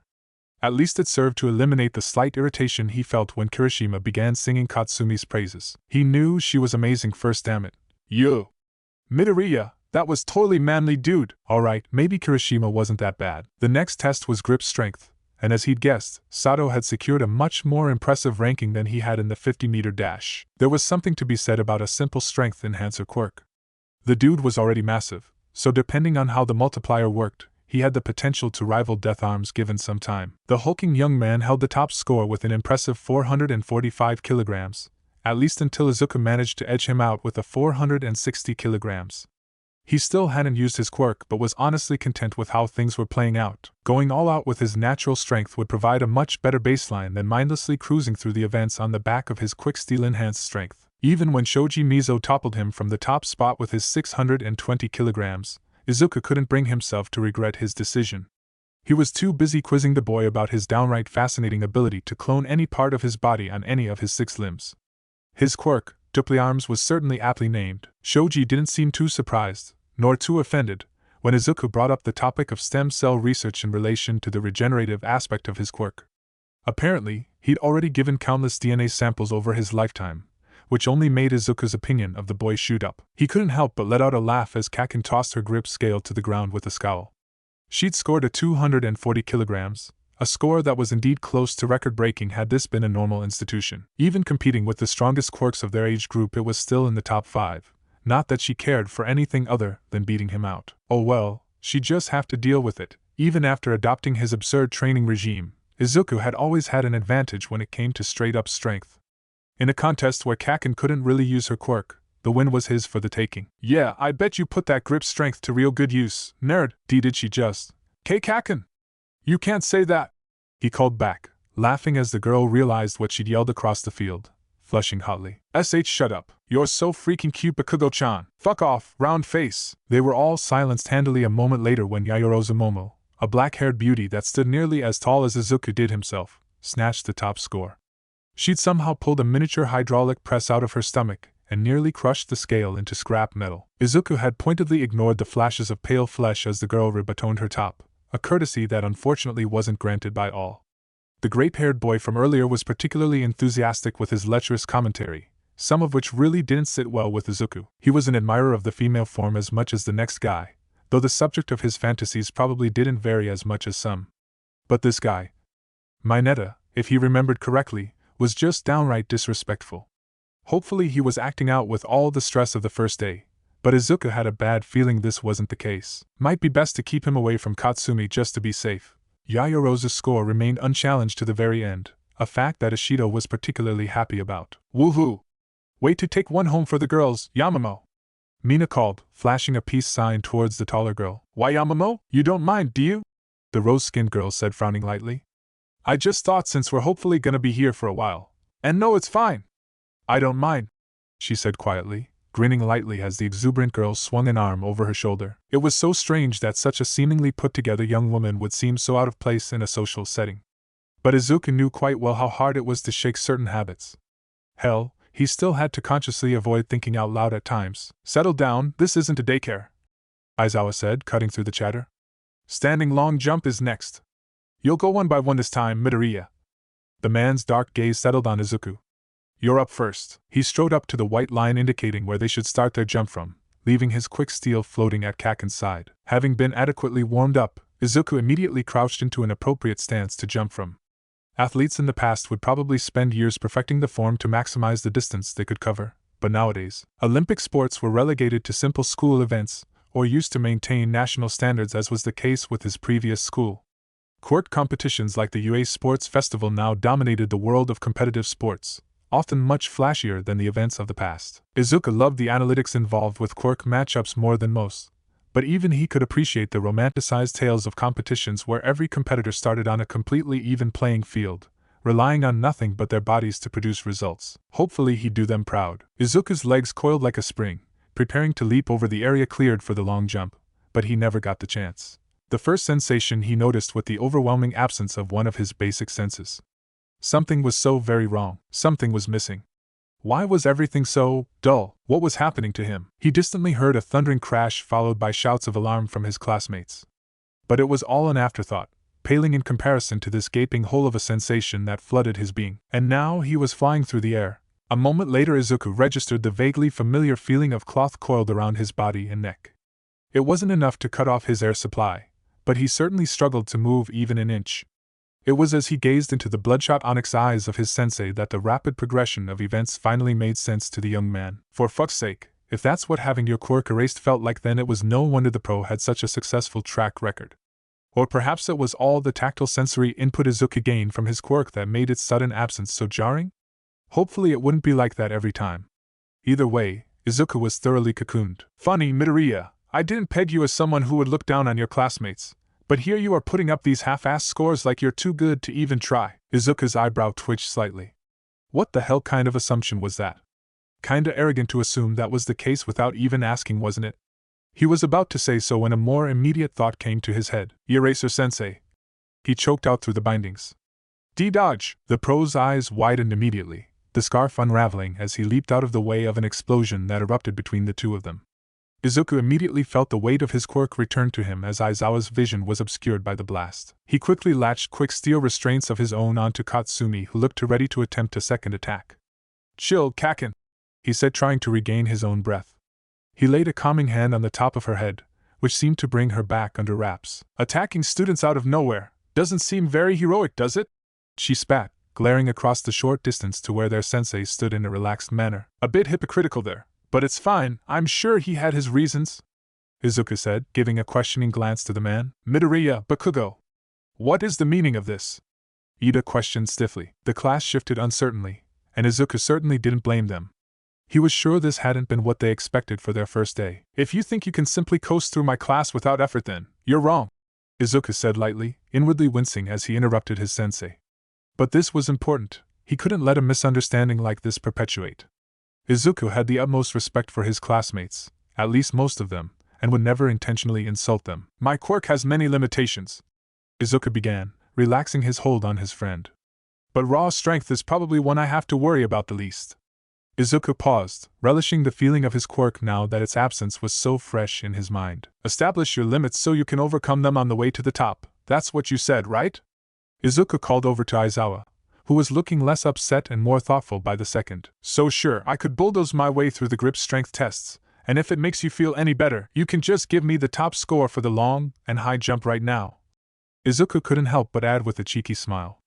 But this way, my way, I have something I can work towards, something I can improve on. He met Aizawa's gaze resolutely. I've worked my whole life to be here, the last thing I do is half-ass it. No one said a word for a moment as they stared eye to eye, before Aizawa broke the tension scratching at his neck. Understood. Your reasoning is sound. Izuku let out the gust of air he had been holding. However, the young men and women behind you could be your comrades in arms one day. It would be prudent for them to be aware of your capabilities. Don't wait too long. That was a good point. Maybe he could cut loose on the last few tests. His lips twitched in anticipation. Understood, Aizawa-sensei. He nudged Kaken implicatively. Quit it, Deku. I ain't fucking apologizing. She scowled. Back in line, problem child. Midoriya, take your turn, I don't have all day. The fuck are you calling problem child, Eraser? Katsumi. Okay, so perhaps she'd overreacted just a tiny bit. But how the hell was she supposed to know their sensei wasn't actually choking out her best friend? It had certainly looked like it from where she was standing. Hell no, she wasn't gonna apologize to that shithead. The long jump started again, and Katsumi returned to the crowd of extras who were actually putting up better numbers than she'd expected from extras. They were all peering curiously at the crater the nerd's Quirk had left in the ground, not that she'd been much better. Katsumi had been as alarmed as any of them when the orb that normally floated so expressively through the air had dropped like an anvil. It had been the first indication that something was wrong. Katsumi knew Deku's quick steel was dense, but even she hadn't expected the damage done to the field when it fell. No wonder the hits backed up by his Quirk always packed such a punch, but most of the extras were just enamored with the crater itself. Only some, like Icy Hot and that creation girl with the amazing rack, seemed to understand the implications of the damage it dealt. Good, maybe they'd show some fucking respect. God knows Izuku deserved it. Midoriya-kun!